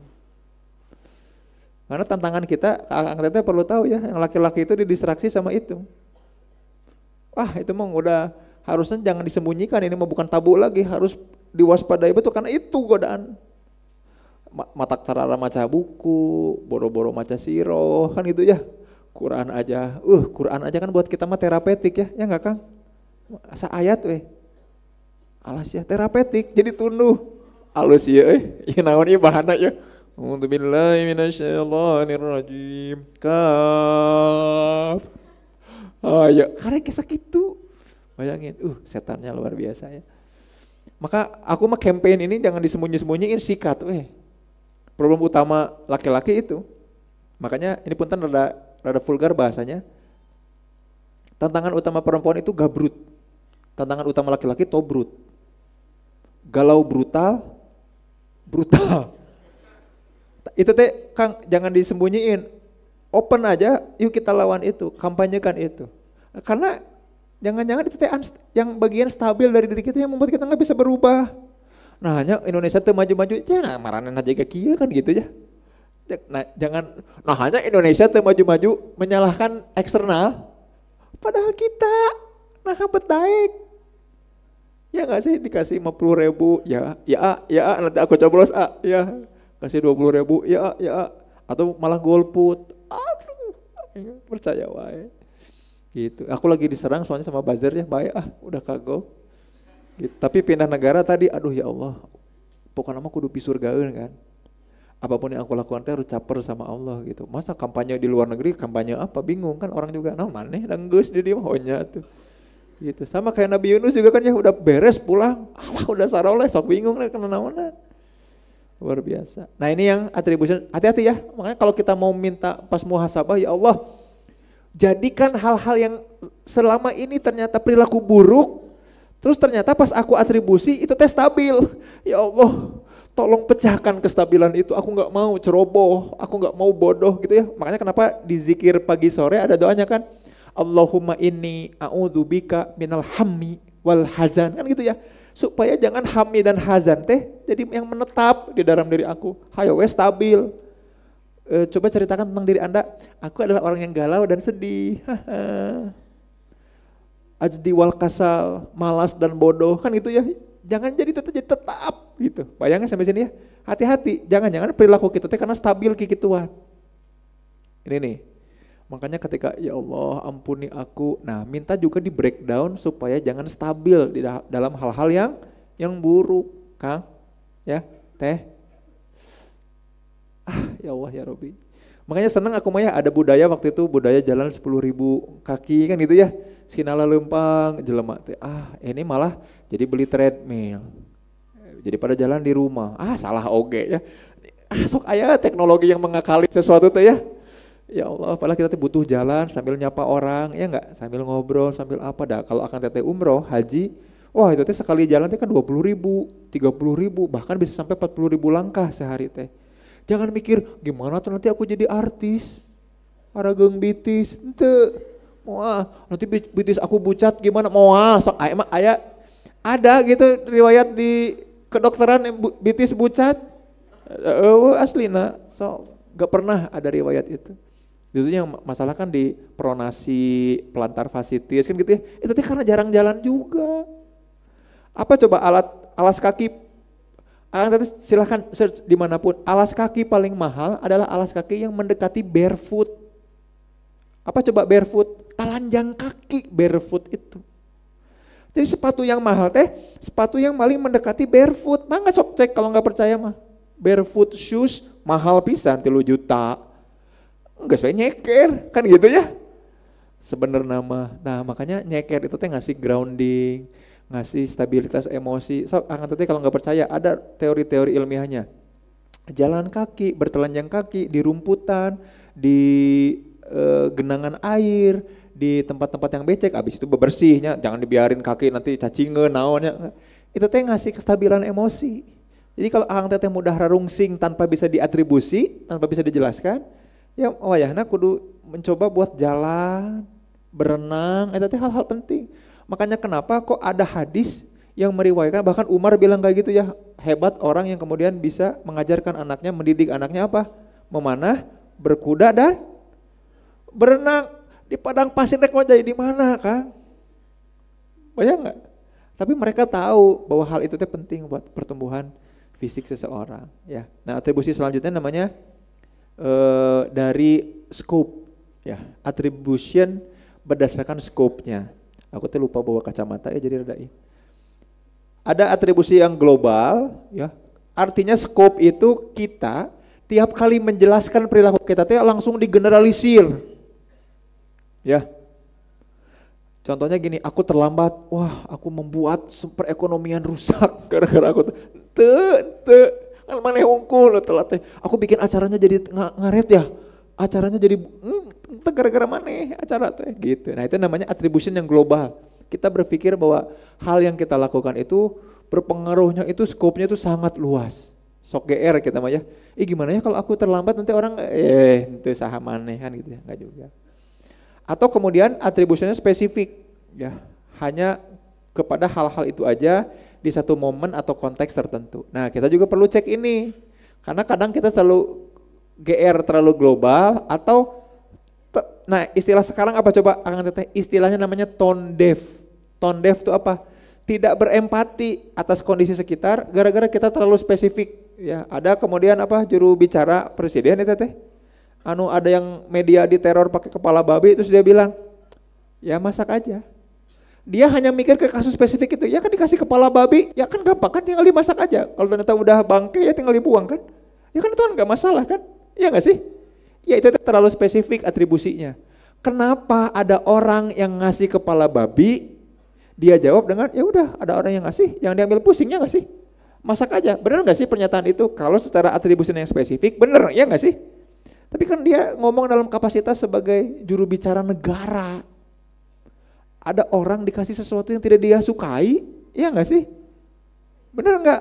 Ya mestinya kan enggak gitu. Nah, hati-hati, terlalu global salah, atribusi terlalu spesifik pun membuat kita enggak peka sama orang lain dan lingkungan. Hati-hati, waspada, ya. Gitu. Nah, makanya kemudian nah udah jelas ya atribusi ya. Maka 3 hal ini Akang Teteh nih, internal eksternal, tiap kali muhasabah coba cek, mention perilakunya apa, ya Allah aku ternyata suka telat, aku ternyata ngomong tuh gak pernah dikontrol, kalau ke orang tuh nyablak, celetak-celetuk, akibatnya, nah ini nih, nyeletuknya aku internal apa eksternal, sok Akang Teteh, kelakuan Akang Teteh internal apa eksternal, iya dah ini mah gara-gara dia. Iya, itu kan eksternal berarti ya. Iya sih aku yang selama ini gak belajar untuk falyakul khairon awliyasmut. Man kana yu'minu billahi wal yawmil akhir falyakul khairon awliyasmut gitu.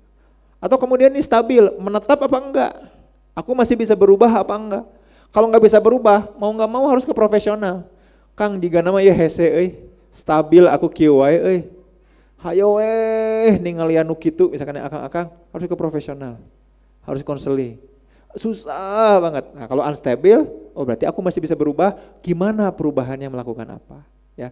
Yang ketiga global atau spesifik. Nah, makanya kalau untuk mendapatkan bunga maaf ada 3 cara nih. Dan ada 3 istilah. Yang pertama, cara pertama identifikasi distorsi kognitif, kunaonnya, kumahanya. Ya ini contohnya kalau perceraian. Aku 100% bertanggung jawab atas perceraian ini. Enggak juga ya. Ini terlalu spesifik, terlalu internal. Coba cek lagi, kalau pernikahan mah 2 pihak gitu. Iyalah aku yang salah di organisasi ini mah, aku aja yang keluar. Nanti dulu, keluarnya kita jadi solusi enggak buat terjadinya perbaikan? Ya, nanti dulu, jangan gitu. Nah ini mengidentifikasi dulu distorsi kognitif teh. Kognitif teh pikiran. Distorsi yang ada dalam pikiran kita. Benar enggak nih cara kita mengidentifikasi atribusinya? Baru nanti memperluas perspektif, apa yang bisa dilakukan, situasinya emang kayak gimana, seperti apa situasinya ya, kayak aku tadi pilihan buat keluar negeri, seperti apa, anak aku nanti gimana, kudu diajarkeun naon ti ayeuna ya, walaupun udah pada bisa bahasa Inggris ya anak-anak aku kan, tapi ternyata kalau ke Finlandia ternyata ada bahasa lain, ada Finnish, bahasa Finlandianya, ada juga harus bisa bahasa Perancis. Harus ada bisa bahasa Skandinavia minimal Swedia atau Norwegia kan gitu kan. Hal-hal itu kan harus dipikirin gitu. Terus juga yang ketiga mengurangi personalisasi berlebihan. Apa itu? Gini, kita memang tokoh utama dalam kehidupan tapi bukan berarti tokoh satu-satunya. Kita butuh bantuan orang lain, ada dampak juga dari orang lain di sekitar kita. Nah ini yang kemudian jadi penting ya untuk kita bisa sadari. Maka untuk dapetin dampak dari memaafkan diri, namanya bunga maaf tuh. Dampak kita bisa memaafkan diri, kita perlu melakukan ini. Ya jadi nanti pas Akang Teteh diajak buat muhasabah, iya kudu diidentifikasi. Perilaku apa dulu, mention, aku melakukan apa. Oke, kenapa aku melakukan itu? Atribusinya internal apa eksternal? Stabil apa enggak? Global apa? Spesifik. Ya. Nah, contoh kasus misalkan ini apa nih? Ada perempuan, ini klien aku ya. Dia ngerasa bersalah karena ninggalin orang tuanya yang sakit. Karena merantau keluar pulau. Nah, atribusi awalnya dia bilang aku egois karena lebih memilih karir. Dan dia pikir itu adalah sesuatu yang internal dari dalam diri, aku egois, aku lebih memilih karir. Dan aku stabil, aku cenderung nyari pilihan yang membuat aku untung terus Kang Zen gitu kan. Makanya aku garis bawahi itu internal dan stabil. Lalu aku ajak dia buat nge-reframe. Nah maka reframing ini teknik yang khusus mungkin kapan-kapan lah ya. Ini makanya yang penting pengetahuannya aja dulu. Teknik reframing itu ngajak kita untuk nyari frame baru dari frame yang udah ada. Frame awalnya apa? Aku egois karena memilih karir. Reframingnya gimana? Aku harus bekerja untuk bisa biaya pengobatan. Kan percuma ya, walaupun aku tetap ada di kota yang sama orang tua, ari tegawe, ya nggak sih? Atau uangnya ternyata nggak cukup, kan percuma, nggak bisa nolong juga. Ada di rumah tapi nggak ngebantu lebih lanjut kan juga, malah nyusahin juga percuma. Maka mestinya itu yang harus jadi reframe dan hasilnya gimana? Penurunan guilt, rasa bersalah dan peningkatan self forgiveness. Gitu Akang Teteh sekalian ya. Sebelum masuk ke sesi tanya jawab, ini penutup buat latihan di rumah ya. Mangga dicatat ya, terutama buat muhasabah.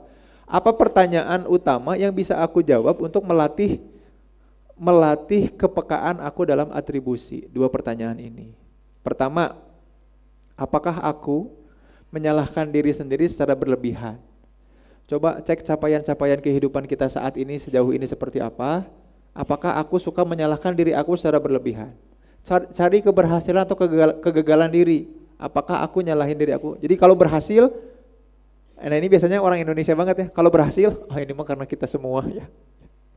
Ini karena kita semua. Tapi kalau gagal juga, ini karena aku. Nah, coba apakah aku suka menyalahkan diri aku secara berlebihan? Kalau iya, justru itu pintu tobat pertama tuh mending di situ. Ya. Yang kedua, coba ulik apakah ada faktor-faktor lain yang selama ini terlibat dalam hidupku. Nah, ini kita belajar peka. Berempati sama realitas kehidupan kita ya. Nah latihannya buat daftar faktor internal eksternal yang berkontribusi pada kesalahan, baru mohonkan ampun. Ya Allah ini gak bisa aku kontrol, ternyata stabil, berulang, aku nggak rubah-rubah, astagfirullahaladzim gitu ya. Ya Allah atas hal-hal yang berkaitan sama orang lain, aku atribusinya internal terus, aku egois terus, ampuni aku ya Allah, ajarkan aku untuk beka ya Allah, astagfirullahaladzim. Nah kayak gitu muhasabahnya teh, mudah kan? Tuh, ya. Makanya memang perlu latihan ya. Mudah-mudahan ini jadi bekal kita buat mendapatkan bunga dari kita mampu memaafkan diri sendiri ya. Aku kembalikan dulu ke Akang MC ya, mangga barangkali ada yang mau dicurhatkan atau ditanyakan, hatur nuhun ya. Allahu a'lam bishawab. Oke. Alhamdulillah teman-teman semuanya, sesi materi ya sudah disampaikan sama Kang Zen nih. Kita akan lanjutkan sekarang, mangga manfaatkan sebaik mungkin, ini kesempatan luar biasa. Finishing nih. Sesi curhat nih ya. Iya sesi curhat ya, bareng Kang Zen mungkin ya. Keluh kesah di Ramadan tahun kemarin sekarang langsung gua ada sekarang langsung ya. Dipudalkeun ayeuna. Sampai Isya tuh. Oke, mangga. Akang dulu boleh angkat tangan satu. Teteh boleh ada? Yang itu gitu. Itu ya. Mana? Itu dulu. Kita dua dulu. Coba dua dulu. Yang teteh pakai kerudung pink. Oh ini. Jangan lupa perkenalkan diri ya, Kang. Boleh Kang, mangga perkenalkan nama, dari mana, langsung bertanya. Baik, bismillah, assalamualaikum warahmatullahi wabarakatuh. Waalaikumsalam warahmatullahi wabarakatuh. Baik Kang, perkenalkan saya Faid. Mungkin pertanyaan saya, tadi Akang udah jelasin kalau satu permasalahan atau satu konteks itu variabelnya banyak banget. Ada yang dari internal, ada yang eksternal, ada yang bisa kita kendalin, ada yang enggak. Nah, kadang kalau kita di situasi kita yang bermasalah atau kita yang mengalami, kadang itu kan terjadi bias. Karena kita udah terlanjur emosi, karena udah terlanjur ke bawah suasana, dan apakah perlu kita bertanya ke orang terdekat untuk mengekstraksi variabel-variabel yang lain yang mungkin bisa menerjemahkan permasalahan kita gitu. Terima kasih. Mantap. Ditampung dulu Kang Zin. Siap. Mangga Teteh silakan. Diperkenalkan namanya, dari mana, langsung bertanya. Perkenalkan, nama saya Rini. Saya mau bertanya mengenai bagaimana kalau seorang perempuan biasanya dia lebih mengutamakan perasaannya dibanding logikanya. Jadi dia kebanyakan mengalah, ya kan? Apalagi misalnya dia seorang ibu. Seorang ibu biasanya lebih banyak mengalah untuk suaminya dan anak-anaknya. Sedangkan kita diajarkan untuk mencintai diri kita sendiri. Apakah ketika menjadi seorang ibu atau seorang istri, ketika kita mencintai diri kita sendiri, misalnya lebih punya prioritas untuk diri kita sendiri, kita dibilang egois. Nah, mungkin gimana caranya ya biar tidak terlihat egois atau ambisius begitu mungkin. Terima kasih. Siap. Udah ya, dua dulu ya. Dua dulu boleh Kang. Padahal aku lagi chatting ya, bukan nyatet. Tuh. Kang Faid ya, terima kasih pertanyaannya. Betul ya. Satu kejadian, nah ini yang harus diwaspadai. Aku senang banget kalau udah ngomongin konsep ya. Dan mudah-mudahan seringnya ketemu aku tuh membuat Akang Teteh tuh punya banyak vocabulary soal konsep dan distinctive ya, distinguish satu beda dengan yang lainnya. Satu kejadian itu pasti punya banyak variabel. Betul nggak? Jawabannya betul ya. Karena variabel itu definisinya adalah sesuatu yang bisa bervariasi, Akang Teteh. Lawannya variabel itu namanya konstanta gitu ya. Konstan, dia emang gak ada variasinya. Contoh gravitasi, ada variasi gravitasi enggak? Enggak, sama, gravitasinya sama semua kan. Kalaupun kita bikin gravitasi 1, 2, 3 ya itu karena bikinan kita kan, bikinan manusia. Tapi gravitasi itu sama semua, konstan. Ya.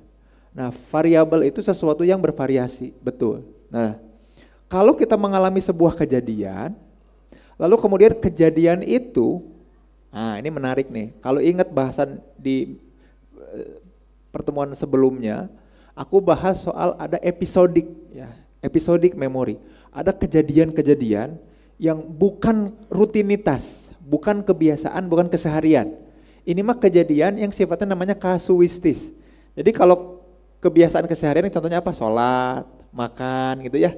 Nah kita nemuin pola. Kalau itu diulang-ulang, nah ini aku juga ngasih tips ke Akang Teteh ya. Kalau pengen ubah perilaku jangan dari kejadian. Dan kalau pengen ngebangun kebiasaan, jangan ngebangun dari sesuatu yang belum pernah kita lakukan. Paham gak sampai sini? Aku pengen bangun kebiasaan lari, jalan aja gak pernah. Mungkin gak jadi lari? Itu mungkin. Hudang nangtung wae henteu. Makanya kan di beberapa aplikasi ada notifikasi kan, kamu belum berdirinya harus 10 atau 11 kali nih. Kalau aku suka ngingetin karena aku duduk terus. Waktunya berdiri, oh iya, kan gitu ya. Kita harus cek dari pola kebiasaan. Kebiasaan mana yang bisa ditambah kan gitu ya. Nah ini menarik Akang Teteh. Tidak semua hidup kita itu gara-gara apa? Gara-gara kejadian Kang. Tapi seringkali dari kebiasaan yang kemudian keputus, kehalang, kehambat karena ada kejadian. Bayang sampai sini ya? Kebayang dulu gak? Paham gak ya? Ada rutinitas yang kita lakukan, tiba-tiba keganggu tuh kebiasaannya. Biasa jam segitu mandi, kita punya teman kosan, akhirnya pindah kosan, terus jam segitu malah dia yang mandi. Itu teh ngaruh banget sebenarnya ke psikologis kita, tapi kita nggak nyadar. Nah kita mah cenderung ingat sama kejadian-kejadian yang nggak ada hubungannya sama kebiasaan, kecelakaan, yang peluangnya teh kecil banget dalam kehidupan kita. Tiba-tiba ada yang di perempatan teh, kamu kayaknya orang soleh deh, mau nggak aku kasih 5 miliar? Mau? Kan bukan kebiasaan kan nggak setiap perempatan kita dikasih uang 5 miliar. Nah hati-hati dulu. Yang pertama harus cek dulu itu Kang. Ada kejadian, Akang Teteh, paham? Ada kebiasaan, paham ya? Dua itu dulu. Kan pertanyaannya, kita butuh nggak supaya kita nggak bias dalam melihat variabel itu, kita butuh orang lain nggak di situ? Nanti dulu, stop dulu. Yang perlu kita cek adalah apakah yang kita lagi coba kaji itu sebuah kebiasaan atau itu sebuah kejadian? Paham sampai sini ya? Nah, butuh nggak orang lain? Jawabannya nanti butuh, tapi setelah kita bisa ngebedain dua itu dulu Kang Faid. Kalau ternyata itu kebiasaan, maka pastikan orang juga melihat kebiasaan itu. Satu, tapi setelah kita memastikan ada hasilnya nggak kebiasaan itu. Punten, Akang Teteh punya kebiasaan apa? Makan. Oke, kalau makan itu, punten sekarang ya, makannya Akang Teteh saat ini, coba ingat-ingat kebiasaan Akang Teteh makan. Sebelum bulan Ramadan ya, pagi makan apa biasanya, siang suka mesen apa, sore atau malam makan apa. Oke, kalau aku ulang terus kebiasaan makan itu selama 5 tahun, 5 tahun akan menghasilkan apa buat aku? Lemak doang? Kalau gitu harus dirubah kan, pola kebiasaan makannya. Kebayang sampai sini ya? Mandi bikin apa? Atau nge-scroll HP aja. Coba cek screen time-nya selama sehari berapa jam. Ngapain tuh di screen time itu? Nah, itu dulu yang dievaluasi, baru minta validasi ke orang lain. Nah, itu di sisi kebiasaan. Paham ya? Jadi kalau kebiasaan, kita pastikan dulu kita punya kebiasaan apa, menghasilkan apa, kita butuh orang lain untuk memvalidasi. Aku pengen berubah jadi gini nih. Aku ubah apanya ya? Gitu, ke teman kita, karena teman kita sebagai alarm atau kontrol, Kang Faid dan yang lain. Paham gak sampai sini? Contoh gini ya, aku ngulang-ngulang baca buku, 5 tahun kemudian aku bakal gimana? Kalau aku terus-terusan baca buku, tiap hari, selama 5 tahun, aku bakal kayak gimana? Bakal gimana kira-kira Teteh? Banyak ilmu, jadi naon ilmu teh? Itu jadi nanaon. Berarti percuma nggak baca buku? Percuma, betul kan? Nah, padahal aku pengen jadi profesor dan expert. Harus ngapain? Bukan cuma baca buku, tapi ditambah apa? Nah yang kayak gitu terus ditanya ke orang lain. Karena kita mah suka ngerasa bahwa kebiasaan kita bagus ya nggak sih? Aku udah jalan tiap hari 10.000 langkah, jadi naon? Ya, jadi sehat. Apa arti jadi sehat teh? Itu maut, bukan itu berarti. Ormasnya sesuatu, jalannya aku itu harus ketemu orang baru, harus ngelewat baru, upaya nggak sampai sini? Hasilnya teh harus ada. Makanya Einstein bilang adalah sebuah kebodohan orang yang mengulang kebiasaan yang sama, tapi mengharap hasil yang beda. Paham nggak sampai sini? Kalau Akang Teteh 10 hari itikaf muhasabah terus bilang, ya Allah pengen tanpa ikhtiar mengubah kebiasaan dan attribution, percuma tuh. Ya enggak? Allah teh bilang, eta teh ngaranna stable, atribusi kamu stabil, hayangna eta, tapi kebiasaannya nggak mau dirubah, paham? Nah butuh validasinya ke teman kita di situ. Tapi kita harus mulai dulu dari itu dulu. Nanti teman kita tuh akan kabita untuk nguli kebiasaan dia, ya nggak sih? Aku juga mau digituin, paham sampai sini ya? Nah ini beda nih, kalau kejadian beda. Kalau kejadian, maka yang kita butuh sahabat kita untuk ngecek respon. Apakah respon ini mature enough untuk dinilai sama situasi dan wise enough, berdampak gak kalau kejadian? Misalkan kita kehilangan orang yang dicintai, apakah boleh aku ngacak-ngacak sepiteng? Marah ditipu sama orang, apakah boleh kita kemudian ngacak-ngacak gentengnya orang? Itu butuh orang untuk validasi itu. Tapi validasi itu hanya bisa terjadi setelah kapan? Melakukan proses atribusi. Nah di mana? Saran aku mah dari mulai kebiasaan. Apapun yang Akang Teteh doakan di malam-malam ganjil dan genap di 10 hari terakhir, mestinya pun dimuhasabahkan untuk mengubah kebiasaan Akang Teteh. Ya enggak? Kan tuh ujuk-ujuk, ya Allah aku pengen jadi profesor ahli ternama psikologi sedunia. Kebiasaannya apa? Ngan maca hungkul. Ngan maca hungkul, batur oge bisa maca hungkul, belum tentu jadi expert, betul ya? Harus ada yang ditambah dan harus divalidasi sama orang lain. Gitu Kang Faidnya, mudah-mudahan menjawab. Perlukah orang sekitar? Perlu pisan, butuh pisan. Nanti lama-lama dia akan jadi self expansion. Nanti kapan-kapan itu dibahas ya. Nah ini pertanyaan Teh Rini menarik ya. Perempuan apakah mengutamakan perasaan? Nah, pernyataan itu dulu aku sangka ya Teh Rini ya. Perempuan mengutamakan perasaan, jawabannya tidak ya. Baik laki-laki ataupun perempuan sama-sama perasa, sama-sama logis. Gak ada penelitian yang kemudian membedakan kedua hal itu. Pun juga tidak ada penelitian yang menyebutkan bahwa perempuan butuh 40 atau 20 ribu kata per hari sementara laki-laki cuma 4.000 6.000, nggak ada penelitiannya. Ya, walaupun yang mengucapkan itu seorang dokter lah, seorang apalah, ya kita kritis, kita baca literaturnya, ada nggak fakta ilmiahnya? Nggak ada.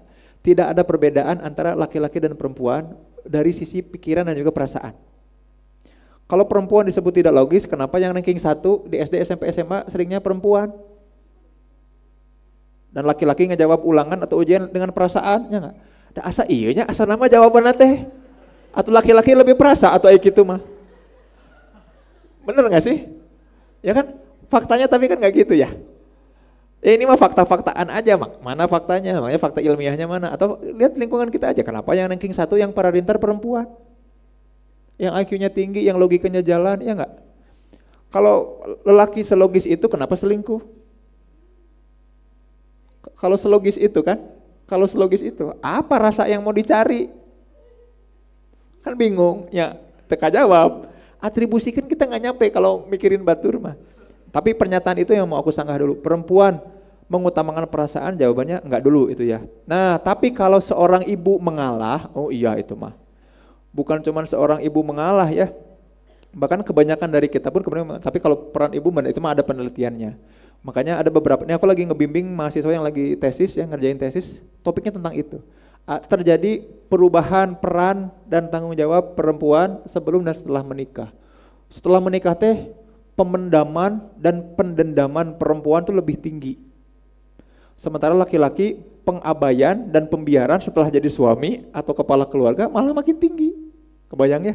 Padahal kan pikirannya gini ya, setelah jadi suami mah mestinya teh aku teh lebih leukeun.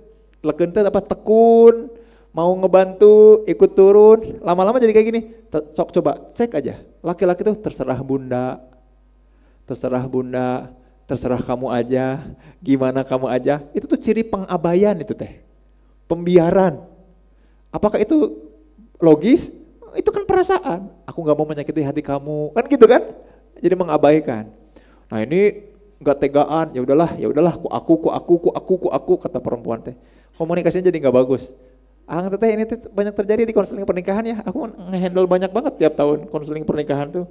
Itu tuh nggak ratanya antara dua hal itu. Nah makanya yang harus kemudian diperbaiki dulu apa?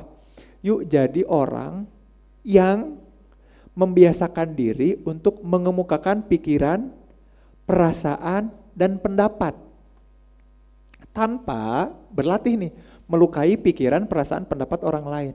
Itu teh namanya asertif. Ya, asertif itu kemampuan kita mengemukakan pikiran, perasaan, pendapat tanpa melukai pikiran, perasaan, pendapat orang lain.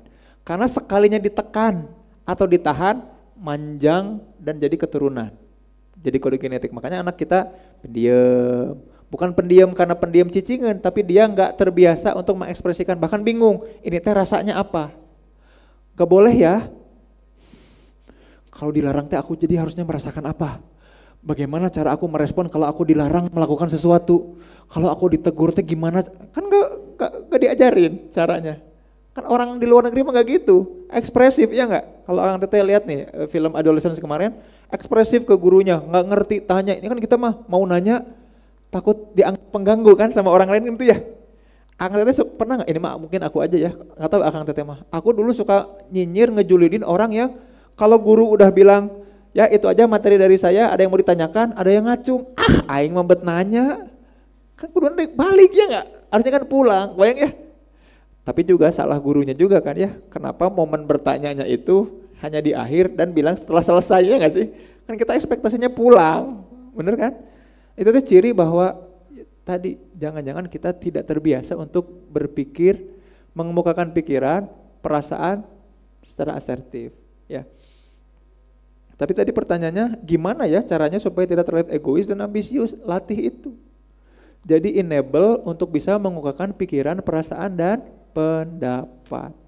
Makanya cara aku mah gimana Teh Rini dan teman-teman semua, cara aku di rumah tangga, cara parenting aku mah simple. Pertanyaan. Ini aku suka ulang-ulang terus.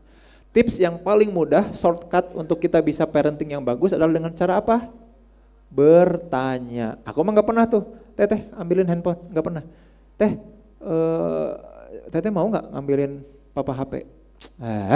kan gitu ya. Tapi kan pertanyaan, kalau nggak mau juga nggak apa-apa teh, kan gitu ya. Nggak mau juga nggak apa-apa. Atau siapa yang mau nemenin papa ke masjid? Siapa yang belum wudu? Nggak ada kan yang tiba-tiba bilang kayak gini, adan, sholat, gitu. Bahkan aku mau bangunin sahur kayak gini, teh, temenin papa sahur yuk, mau, yuk. Nggak ada yang maksa dia buat sahur, kan gitu ya. Baik, oh iya bangun, mau nemenin. Dan mau nemenin itu jadi melibatkan, itu pilihan sadarnya dia. Akang teteh pernah nggak sih kesel banget disuruh orang, padahal tahu itu teh hal baik. Teh Rini suka kayak gitu nggak? Sholat, Rini sholat, nyaho, aing kudu sholat. Tapi tahu kan sholat itu bagus, benar, fardu ain, tapi karena disuruh kita jadi kurang keikhlasannya karena disuruh kan. Coba bayangin, ya nggak sih? Makanya kalau pertanyaannya gimana ya supaya nggak terkesan egois, ambisius, berkorban, terbiasa mengemukakan pikiran, perasaan, pendapat. Ketika ketemu pikiran, perasaan, pendapat orang lain, kita tidak usah mengkerdilkan pikiran, perasaan, pendapat kita, kan gitu ya? Benar nggak sih?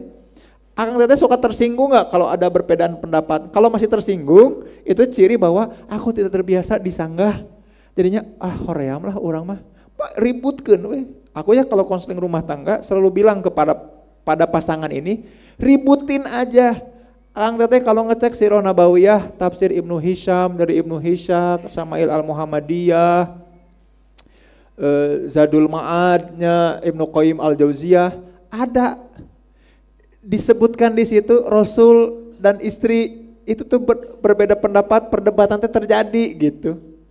Nggak ada tuh yang bilang, wah udah percuma ngomong sama kamu mah, nggak ada percuma ngomong sama kamu adalah peribadatan yang aku udah akadkan, itulah sebabnya aku memilih kamu kan gitu ya. Akang teteh ini yang terutama belum menikah nih ya, kenapa nikah itu disebut sebagai ibadah yang paling panjang? Kalau sholat mah setelah salam selesai, tugas sholat kita betul. Kalau saum berbuka udah beres kan saumnya, nikah mantu terus panjang 24 hours a day, tidak pernah ada. Makanya kebiasaan itu teh. Jadi supaya tidak terkesan ambisius, supaya nggak enakan, pikiran, perasaan, pendapat ekspresikan. Entong ditahan, entong disikat weh aja, ributkeun weh. Upayakan untuk dikelola keributan itu, dan nggak mungkin kita sama, ya. Bahkan kalau kita pun menikah sama diri sendiri, akang teteh, kita pun pasti akan ribut sama diri kita. Itu buktinya ini kan ribut wae jeung di sorangan. Godin ulah. Kan gitu. Ya, gitu. Mudah-mudahan menjawab ya. Allah alam sama. Mangga ada lagi? Oke, atau udah lagi, aja? Satu lagi mungkin. Satu lagi aja ya. Satu lagi. Teteh sebelah kanan tuh sudah sangat antusias ya. Parah. Silakan. Teteh sebelah kanan di mana? Oh, itu. Sampai hampir mau salto ya teh tuh. Mangga teh. Bismillah. Perkenalkan. Nama Cek. Mangga. Perkenalkan nama Yusri dari Garut. Asa kenalnya nama ini teh. Sebelumnya juga nanya ya mangga teh. Belum pulang teh ke Garut? Belum ya, sok mangga teh. Gimana teh? Begini pertanyaannya Kang Zain. Bagaimana kalau kita terbiasa hidup di lingkungan yang silent treatment? Kemudian, bagus atuh, keengnya enak. Cara ricing we jangan latih resep atau krik sana gitu balik ya. Kemudian terbiasa untuk ya coba kita hargai orang yang lebih dewasa, lebih berpengalaman, lebih berilmu. Jadi jangan banyak nanya gitu. Jangan banyak nanya, udah we nurut aja gitu. Dulu juga sempat ada di lingkungan yang jangan pernah bertanya kepada guru tentang apa yang dia minta. Oke, aku belum ngerti. Jangan bertanya kepada guru tentang apa yang dia minta ya, gitu. Kalau kita bertanya kita tuh seperti Bani Israel cenah. Oh gitu. Nanya wae gitu, apa-apa ditanyain gitu, apa-apa ditanyain. Nah, tumbuh di lingkungan seperti itu akhirnya ketika mulai merasa ini kayaknya ada yang ganjil gitu. Ya, ganjil ya. Ganjil mah jeung genap teh. Mun ganjal jeung eta gitu. Batu ganjal. Enggak apa-apa. Tapi itu bentuk mengekspresikan pikiran, perasaan, pendapat, Kang. Ya teh ya. Enggak usah ditertawakan walaupun bodor. Itu kan jadi seri serangan. Terus kumaha teh? Seperti ada yang salah gitu. Akhirnya sering mendebat diri sendiri untuk eta. Coba nih diskusiin bisa nggak ketika dibuka topiknya. Dibuka apa? Toping? Ya berusaha untuk membuka komunikasi gitu ya. Ya. Mereka yang ditanya atau lawan diskusi merasa disalahkan. Ya betul. Nah, bagaimana untuk menghadapi situasi seperti itu? Cakep pertanyaannya. Bagaimana menghadapi lingkungan yang silent treatment ya, kayak di film apa tuh? Silent Hill ya. Aduh. Jam sekali ruas aja gitu ya. Teh gini ya. Aduh, Masya Allah, tabarakallah, luar biasa. Kalau ini mah aku mau ngasih saran, dan kemudian kalau kita cek ya di berbagai sirah tuh kayak gini, upaya relasi yang dibangun itu harus nyampe ke satu prinsip, yaitu mutual, dua arah, dan equal ya. Kang Teteh ya, ini buat Akang Teteh sekalian nih. Relasi dengan siapapun loh ya, punten ini mah dengan siapapun, itu harus mutual teh dua arah. Berarti nggak boleh satu arah. Ya, jadi orang ngasih instruksi, lalu kita meresponnya dengan apa? Nggak tahu, nggak boleh, itu teh berarti relasinya pasti buruk.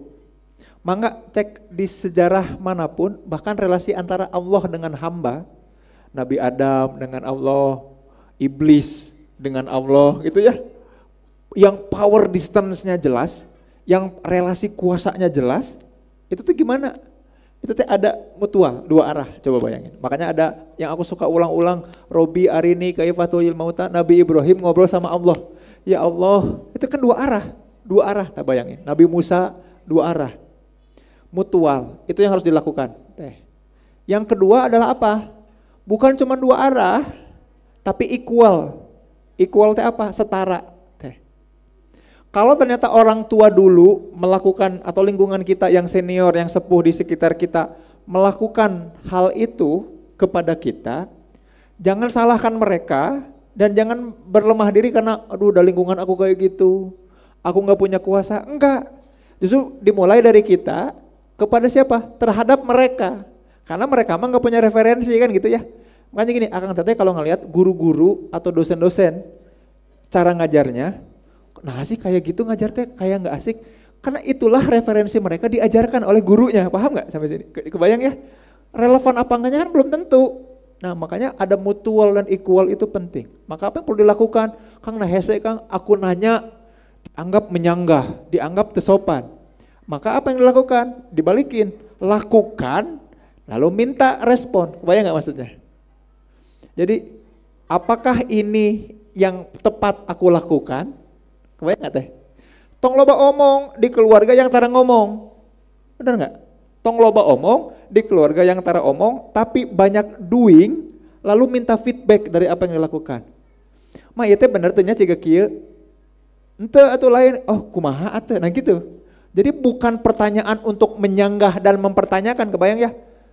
Teh Yusri kukumbah, kunaon sih kudu urang nu kukumbah? Itu kan mempertanyakan, kebayang ya? Mempertanyakan akan merusak relasi, kebayang. Tapi ini begini, aku nyuci lalu aku kayak gini bener nggak? Boleh nggak kalau nyuci ini dilakukan oleh orang lain, bukan aku melakukan yang lain. Kebayang nggak sampai sini? Kebayang ya? Dimulainya kayak gitu, tapi tetap relasi yang harus kita bangun apa? Mutual, dua arah, dan equal, setara. Nggak ada yang lebih tinggi, nggak ada. Dan jangan juga tiba-tiba gini, jangan maneh teh, urang teh, kudu ngahormat kasaluhureun kakolot. Betul, bukan karena mereka yang wajib dimuliakan, karena kita yang tahu bagaimana memuliakan orang lain. Paham nggak sampai sini? Jelas ya? Dan jangan menanamkan hal itu ke orang lain di bawah kita. Memuliakan mah sesuatu atau seseorang yang sudah melakukan sesuatu karena ada actual behaviornya. Paham sampai sini ya? Ajarkan anak-anak kita, kalau udah ke orang tua mah iya, aku memuliakanmu karena aku tahu bagaimana caranya beradab dan memuliakan gitu. Bukan karena sesuatu yang kau lakukan. Kalau kita nggak setuju sama yang dilakukan, tunjukin apa yang benar, yang kayak gini atau yang kayak gitu sih, yang benar. Kebayang ya? Jadi suatu saat gini, Hasan Hussein, cucunya Rasul, itu ketemu kakek-kakek yang kemudian lagi wudhu. Terus pas ngelihat wudhunya salah. Nah cara wudhu teh kayak gitu. Terus diketawain tuh, kayak si dede ini ketawanya enak. Cina gitu. Mestinya kan ngetawain ya. Nah si aki-aki itu juga gitu. Mending enak cerita benernya. Kan mestinya diketawain. Tapi apa yang Hasan Hussein lakukan coba? Apa yang Hasan Hussein lakukan? Datengin kakak itu bilang kayak gini, kayak punten, aku sama saudaraku ini lagi berdebat siapa di antara kita yang wudunya paling benar. Coba bayangin Teh Yusri, bilang kayak gitu ke si kakek-kakek. Tolong, kakek mau gak jadi juri buat kita? Katanya gitu. Oke, kata si kakek teh siap. Lalu dua anak ini berwudu, kemudian apa coba kata si kakek itu? Masya Allah, Masya Allah, Masya Allah. Sesungguhnya wudu kalian yang benar, wudu aku yang salah gitu teh. Jadi bukan, kunaon sih pak, kunaon sih orang teh kudu gitu lakukan, gini enggak, betul enggak, dampaknya jadi gini, emang kepengennya supaya jadi begini, oh bukan, oh kalau bukan ada cara lain enggak ya, boleh enggak aku melakukan cara lain, nah, gitu, mutual dan equal, bayang ya, yang tadinya silent treatment, jadi well treatment, jadi good treatment gitu. Bahaya soalnya kalau silent treatment tuh lama-lama ngehebos weh, baru hitut weh ya. Sahin hitut kan gitu. Biasanya gitu kalau silent treatment ada yang mendem, tertekan, keluarnya kemudian yang lain. Gitu ya, Teh Yusri ya. Jadi buat akang teteh semua, udahlah. Yuk jadi orang yang pertama di keluarga yang melakukan sesuatu untuk kebaikan. Ngajak orang-orang sekitar kita buat fitrah sama Allah. Dengan cara-cara yang paling mereka pahami. Paham ya? Dari kebiasaan yang mereka pahami dulu. Untung ujuk-ujuk gara-gara ngaji di Al-Latif tinggali ayat attribution pak, mah enggak gitu. Caranya enggak pakai bahasa itu, tapi pakai bahasa mereka. Lalu kita arahkan dengan bahasa kita. Tak orang teh kudu mutual equal pak. Ente gitu. Caranya, bahasanya mungkin beda dengan strategi kita dan insya Allah mudah-mudahan jadi keberkahan kehidupan kita. Ya, hapunten samudaya kelepatan, hatur nuhun sudah menyimak. Sampai jumpa di malam minggu lainnya ya. Hatur nuhun. Assalamualaikum warahmatullahi wabarakatuh. Waalaikumsalam warahmatullahi wabarakatuh. Syukran, jazakallah khair Kang Zain Purwana. Ini luar biasa kesempatan di sore kali ini ya, di hari Sabtu di terakhir berarti. Betul. Ya insya Allah kita semoga ada kesempatan lagi bertemu di bulan selanjutnya ya, di Syawal dan bulan-bulan selanjutnya. Alhamdulillah ya teman-teman semuanya. Tadi sudah menyimak nih tentang memaafkan diri. Nah, iya, gimana kamu udah memaafkan diri? Bisi kamu pernah kesal sama diri kamu gitu? Aman aja. Dimaafin tapi kesel ya kan ya. Gitu. Jadi semoga ya nanti setelah dari sini teman-teman bisa lebih memanage ya hati kita. Ya lebih ke kontrol diri juga. Ya kan gitu. Kalau udah memaafkan diri nantinya tuh kontrol diri ke sekitar tuh biasanya lebih baik. Betul ya. Jadi semoga ini bisa menjadi bekal kita juga nanti setelah menti di lebaran juga nih ya. Ini lebaran nih. Semoga bisa menjadi ilmu yang bermanfaat yang bisa kita implementasikan. Betul banget. Oke teman-teman semuanya, alhamdulillah terima kasih sore ini pertemuan luar biasa ya. Insyaallah nanti setelah ini teman-teman langsung lanjut kita akan iftar bareng. Nanti ke areanya masing-masing, akang-akang nanti sebelah kiri seperti biasa di teras sebelah kiri, untuk teteh-teteh nanti silakan di teras depan. Betul. Ya. Informasi lagi nanti untuk malam ini insya Allah nanti Qiyamul Lail, Tarawih ya. Insya Allah akan dibersamai bareng Ustadz Ahmad Komarudin. Nah, ini luar biasa ya nanti insya Allah teman-teman silakan yang mungkin di sini buat ngabuburit, langsung iftar bareng di sini, langsung lanjut tarawih aja di sini ya. Terus juga nanti insya Allah Qiyamul Lail, sesi muhasabah akan ada bersama Ustadz Rahmat Baikuni. Insya Allah akan ada Ustadz Rahmat Baikuni dan Qiyamul Lail akan sama siapa Gi? Tadi Fantastic Four. Oh, Fantastic Four ya, ada Kang Zainal, ada Kang Yogi, ada Betul. Kang Haswi dan juga Kang Imam ya. Nah, itu luar biasa. Tuh, Imam muda dari tahun 2017-an berarti. Ya, 2012 ya. itu luar biasa. Berkiprah ya di Masjid Al-Latif nih luar biasa. Insyaallah bakal menemani kita nanti dini hari ya di malam 30 Ramadan. Betul. Nah, silakan nanti yang mau itikaf seperti biasa teknisnya ya nanti untuk registrasi ulang dan juga nantinya untuk mendapatkan voucher sahur. Betul sekali ya. Dan juga nanti silahkan karyanya masing-masing dan juga diingatkan ya. Ini waktu menuju berbuka adalah waktu yang mustajab ya.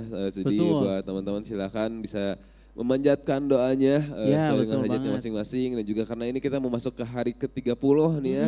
Bisa dimaksimalin lagi, dibusin lagi ibadahnya yang belum hatam ya kejar sebisa mungkin ya. Betul. Yang lagi ngejar target checklist ibadahnya juga dimaksimalin lagi. Karena maksudnya mau yang tilawah, mau banyakin sedekah, mau banyakin ibadah yang lainnya, qiyamul lail mungkin mau ditambah lagi ya. Betul. Nanti insya Allah semoga kebiasaan-kebiasaan di bulan Ramadan yang kita buat ini nantinya kita istiqomah terus di bulan-bulan selanjutnya ya. Amin. Dan juga tadi infoin lagi ya, besok seperti biasa kalau kita biasanya suka foto bareng itu ya. Nanti akan ada foto itikaf angkatan 2025 berarti. Jadi silakan akan yang mau beritikaf atau misalnya nanti ada urusan dulu kesininya beres subuh. Nah itu nggak apa-apa juga ya, kita foto itikaf angkatan 2025. Betul banget. Terus tapi juga, fotonya di sini ya, bukan di Jonasnya. Jangan. Bising jual Kak Jonas kaget. Masuk sih kan nanti, nggak tahu ya. Dan untuk foto-foto juga ya di 10 hari terakhir ini sudah diupload ya teman-teman. Di linknya sudah ada di bio-nya Instagram Masjid Al-Latif. Tinggal dicek aja di highlight-nya, itu di situ ada link itikaf ya. Betul. Tinggal dicek langsung mangga upload di Instagram story. Dan juga jangan lupa di tag Masjid Al-Latif. Betul ya. sekali. Ini biar kita upload keseruan ini biar makin meluas, biar orang teman-teman semuanya misalnya di rumah lagi nggak datang ke sini biar dapat keseruannya. Betul sekali. Oke. Kalau gitu mungkin nanti info-infonya setelah mungkin pas mau menuju tarawih atau misalkan pas muhasabah ya untuk info tambahannya ya. Kalau untuk sekarang kita cukupkan saja Marjas di sore hari ini kita tutup dengan mengucapkan hamdalah sekali, istighfar 3 kali dan juga dengan doa-doa ya. Alhamdulillahirabbil alamin, astagfirullahalazim, astagfirullahalazim, astagfirullahalazim. Subhanakallahumma wa bihamdika asyhadu an la ilaha illa anta astaghfiruka wa atubu ilaik. Rabbi zidna ilman warzuqna fahman wa amalan mutaqabbalan. Rabbi ighfirli wa liwalidayya warhamhuma kama rabbayani shighara. Rabbana atina fid dunya hasanah wa fil akhirati hasanah wa qina adzabannar. Saya Riki Apriana pamit undur diri. Saya Gia pamit undur diri. Mohon maaf bila ada kesalahan kata atau ada kata yang menyakitkan. Wabillahi taufiq wal hidayah. Wassalamualaikum warahmatullahi wabarakatuh.